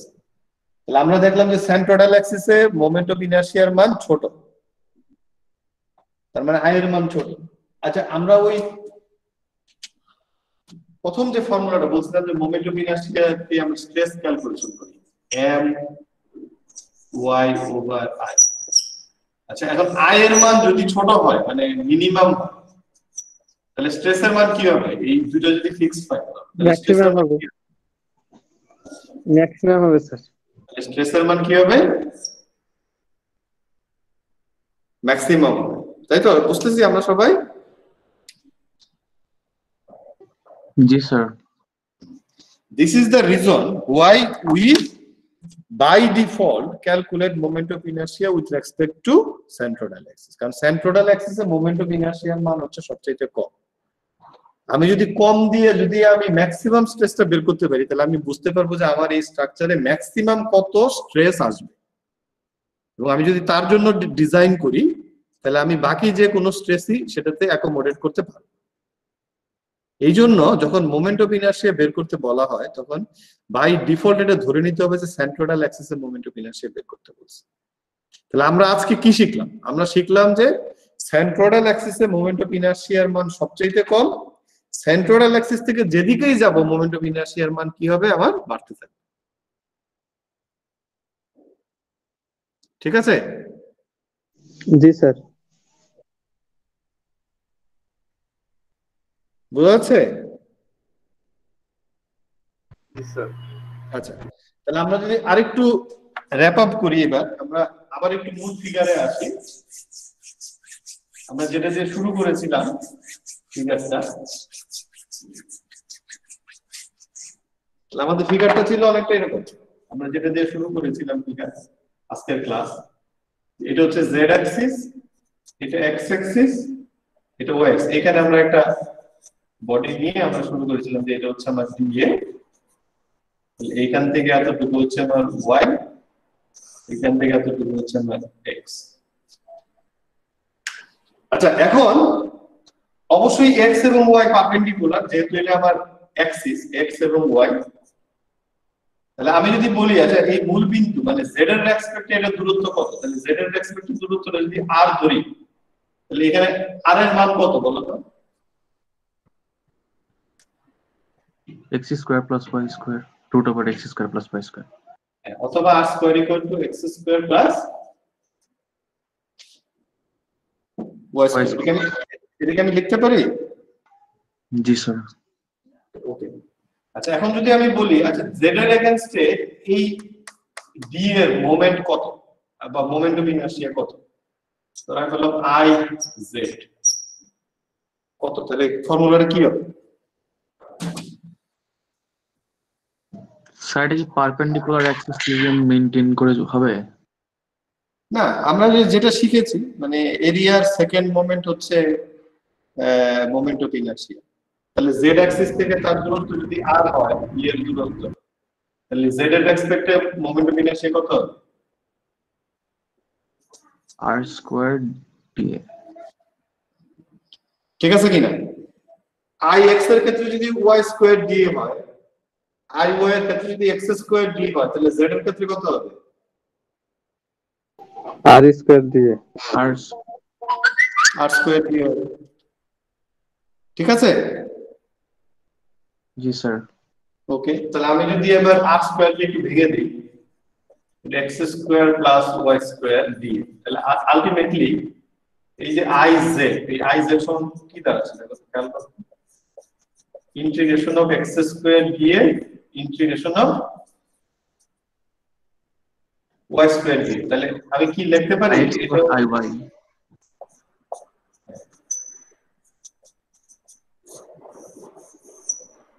iz হচ্ছে ix প্লাস i y, ঠিক আছে তো নাকি বলা যায়? জি স্যার বলা যায়। জি স্যার বলা যায়। এই ধরনের এই যখন তোমার এটা হচ্ছে x, এই অবজেক্টটা দেখো, এই অবজেক্টটা কোন প্লেনে আছে বলো তো একটু ফিগারটা দেখে, এই এই এই অবজেক্টটা কোন প্লেনে আছে? xy প্লেটে আছে, প্লেনে এটা আছে xy প্লেন।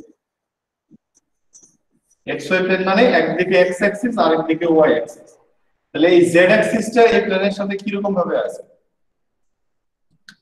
পারপেন্ডিকুলার। পারপেন্ডিকুলার। আর মানে হচ্ছে আমার যখন একটা অবজেক্ট যখন যে কোনো একটা প্লেনে থাকবে, আমি যদি তার পারপেন্ডিকুলার ডাইরেকশনে যদি আমি মোমেন্ট অফ ইনারশিয়া বের করতে চাই, তাহলে সেই ক্ষেত্রে আমার কোন ডিসটেন্সটা লাগতেছে?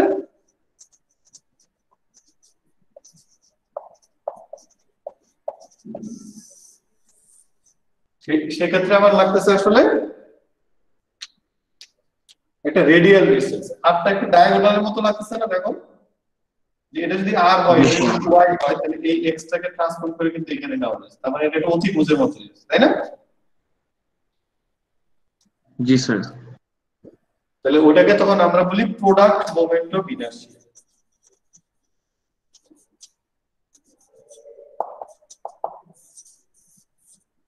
which is sum of ix and iy.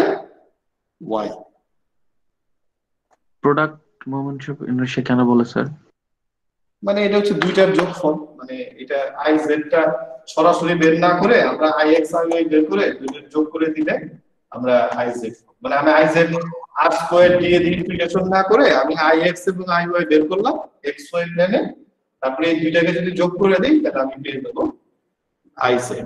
এটা কন্ডিশন দুইটা, একটা হচ্ছে যে যে প্রোডাক্টটা থাকবে বস্তুটা ওটা যে কোনো একটা স্পেসিফিক ইয়াতে থাকবে, মানে প্লেনে থাকবে, আর হচ্ছে যেটার প্রোডাক্ট অফ mi বাই করব সেটাটা পারপেন্ডিকুলার থাকবে। পারপেন্ডিকুলার আরেকটা অ্যাক্সিস, মানে সে অন্য একটা প্লেনের আরেকটা অ্যাক্সিসের এক্সপেক্টেড করতেছে, ঠিক আছে?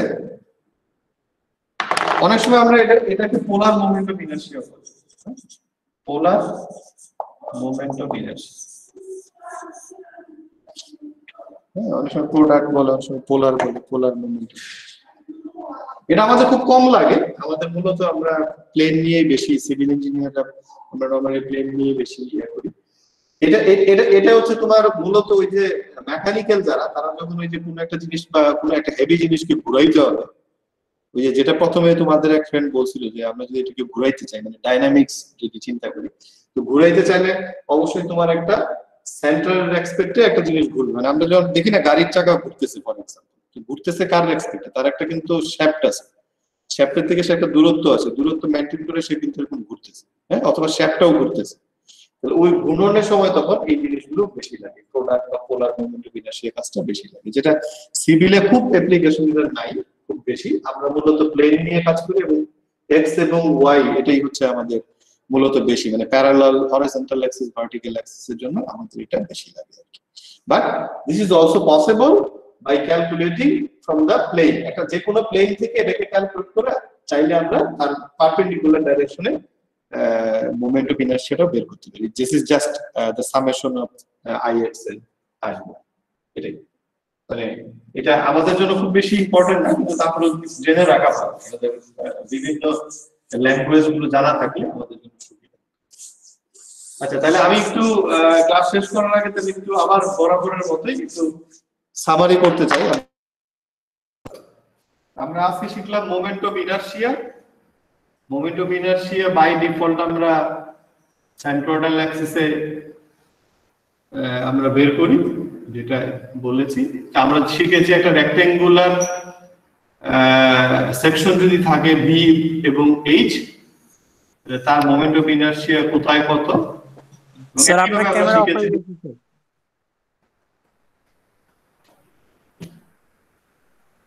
ক্যামেরা অফ হয়ে গেছে? জি স্যার, স্লাইড ক্যামেরা আপনার কোনটা দেখতে পাচ্ছি?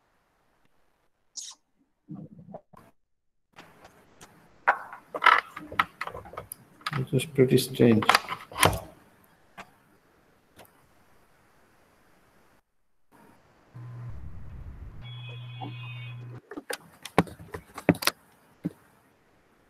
এখন কি আসছে?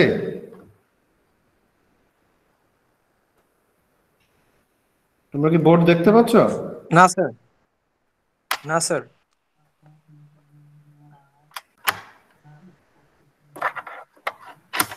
স্যার ক্যামেরাটা অফ হয়েছে, ওটা স্যার টার্ন অন করেন তাহলেই তো স্যার হয়ে যাবে।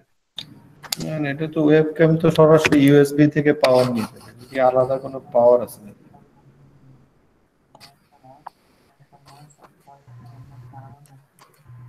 স্যার আপনার গুগল মিটে একটা অপশন থাকে না ক্যামেরা অন করার, এটা বোধহয় ওই অপশনের সাথে কি এটা রিলেশন আছে?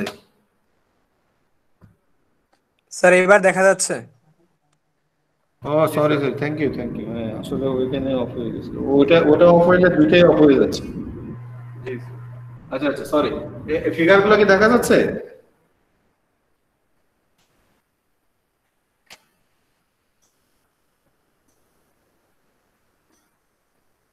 দেখতে পাচ্ছ ফিগার আমি যে এঁকেছি এখানে? জি স্যার দেখা যাচ্ছে। আচ্ছা, আমরা আজকে কি শিখলাম তাহলে? এই আই এক্স বারের মানটা বের করা শিখেছি, যেটা হচ্ছে B H cube by. Sir উপরে লেখাটা দেখতে পাচ্ছি না। উপরের লেখা দেখতে পাচ্ছ না? জি স্যার এবার ঠিক দেখতে পাচ্ছ এখন? জি স্যার দেখতে পাচ্ছি। আচ্ছা, আমরা বি এইচ কিউব বাই 12, আর যদি এটা এই বরাবর হয় ওয়াই বার, আমরা শিখলাম আই ওয়াই বার হচ্ছে এইচ বি কিউব বাই 12। এখানে আমরা বলেছি যে যে যারটা বের করতেছি তার প্যারালালটা ঠিক থাকবে, অল্টারনেটটা কিউব হবে, 12 দিয়ে ভাগ হবে। আচ্ছা, এখানেও আমরা শিখলাম যে এটার সেন্ট্রয়েড হচ্ছে, অবশ্যই আমরা সেন্ট্রয়েড জেনে গেছি এখন, এইচ বাই 3, এবং এটা যদি এক্স বার হয়, এখানে আমরা দেখলাম যে আই এক্স বারের মান হচ্ছে বি এইচ কিউব বাই 36। সেটা আমরা শিখেছি আজকে বা আমরা দেখেছি। আচ্ছা, আরেকটা জিনিস তোমাদের পড়ানো হয় না, এটা আমি বলবো যে একটু বই থেকে দেখে নিবে। এটা সার্কুলার সেকশনের সেন্ট্রয়েড অবশ্যই তার মূল বিন্দুতে 0 0, তারপর আর যদি তার রেডিয়াস হয়, অথবা ডি যদি তার ব্যাস হয়, আমরা ব্যাস দিয়েও করি, আর দিয়ে করি, একজন এক একভাবে করে। যদি ডি হয়, তাহলে অনেক সময় আমরা এই সেন্ট্রয়েড এর ক্ষেত্রে, সার্কেলের ক্ষেত্রে আই এক্স বার আর আই ওয়াই বার আসলে একই, মানে এটা কোনো পার্থক্য নেই, যেটা হচ্ছে পাই ডি টু দি পাওয়ার 4/64। এটা একটু বই থেকে, যদি বই থাকে দেখে নিবেন, নাহলে আমি স্লাইড দিয়ে দিব। তারপরেও যদি বুঝতে কনফিউশন হয়, আমরা পরের ক্লাসে আবার ধরো এটা আমি তোমাদের আজকে একরকম ফর্মুলা হিসেবে দিয়ে দিলাম। এই দুইটা তো তোমরা বুঝেছো নাকি? এই ফর্মুলাগুলো তো মোটামুটি তোমরা বুঝতে পেরেছো কিভাবে আসছে। জি স্যার। এটাটা আমি বলতেছি তোমরা একটু সেলফ রিডিং তোমরা নাও আজকে, নিয়ে এই ফর্মুলাটা একটু খেয়াল রাখো। পাই ডি টু দি পাওয়ার 4/64, এটা হচ্ছে আমাদের আই এক্স বারের ফর্মুলা, বা আই ওয়াই বার যেটাই হোক, সেম ফর্মুলা অ্যাপ্লিকেবল। তো এই কয়েকটা ফর্মুলা আমাদের কিন্তু একটু মাথায় রাখতে হবে। আমরা যখন কম্পোজিট সেকশন করব পার্টিকুলারলি, তখন আবার এই ফর্মুলাগুলো আমাদের কিন্তু লাগবে, এবং তার সেন্ট্রয়েড সম্বন্ধেও ধারণা কিন্তু আমাদের থাকতে হবে, কারণ আমরা সেন্ট্রোইডাল অ্যাক্সিসে মোমেন্ট অফ ইনারশিয়ার মান সবচেয়ে কম, এবং সেন্ট্রয়েড থেকে যতই বাইরের দিকে যাব মোমেন্ট অফ ইনারশিয়ার মান কিন্তু বাড়তে থাকবে। সেই জিনিসটাই আমরা কিন্তু আজকে মোটামুটি in a summary, in a nutshell আমরা আলোচনা করার চেষ্টা করেছি, বা আমরা বলার চেষ্টা করেছি, বা আমরা বোঝানোর চেষ্টা করেছি। সার্কেল পাই ডি পাওয়ার 4, ডি এখানে কি ডায়ামিটার? D diameter, right. এটা আর দিয়ে কনভার্ট করলে তুমি d equals to r by a, তাহলে মানে pi r to the power 4/32 number something কিছু একটা আসবে, এই তো। তুমি যদি d equals to 2r ধরো তখন pi r to the power 4 by pi r to the power 4 by something কত হবে দেখো 2r তো তাহলে 2 to the power 4 হলো pi r to the power 4 by 4 তাই না pi r to the power 4 by 4 সম্ভবত স্যার 2 পাওয়ার 4 করলে তো 16 হয়। হ্যাঁ 16 হলে তোমার 64 জি sir pi r to the power 4 by 4 হওয়ার কথা।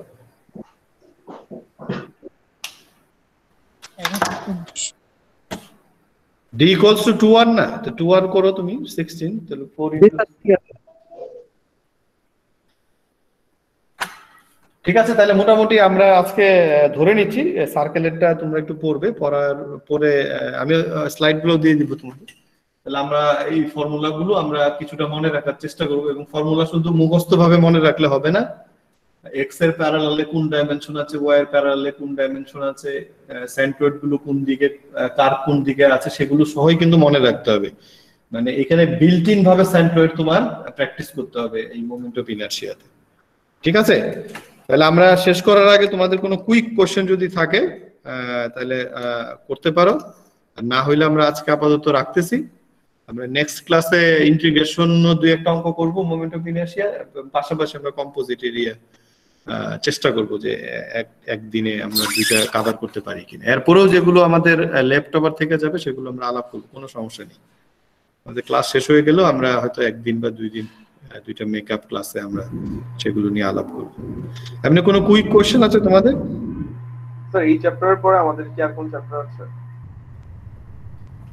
মোমেন্ট অফ ইনারশিয়া শেষ হয়ে গেলে স্ট্যাটিক্স এর পার্ট মোটামুটি তোমাদের তারেক স্যার কি ফ্রিকশন পড়িয়েছে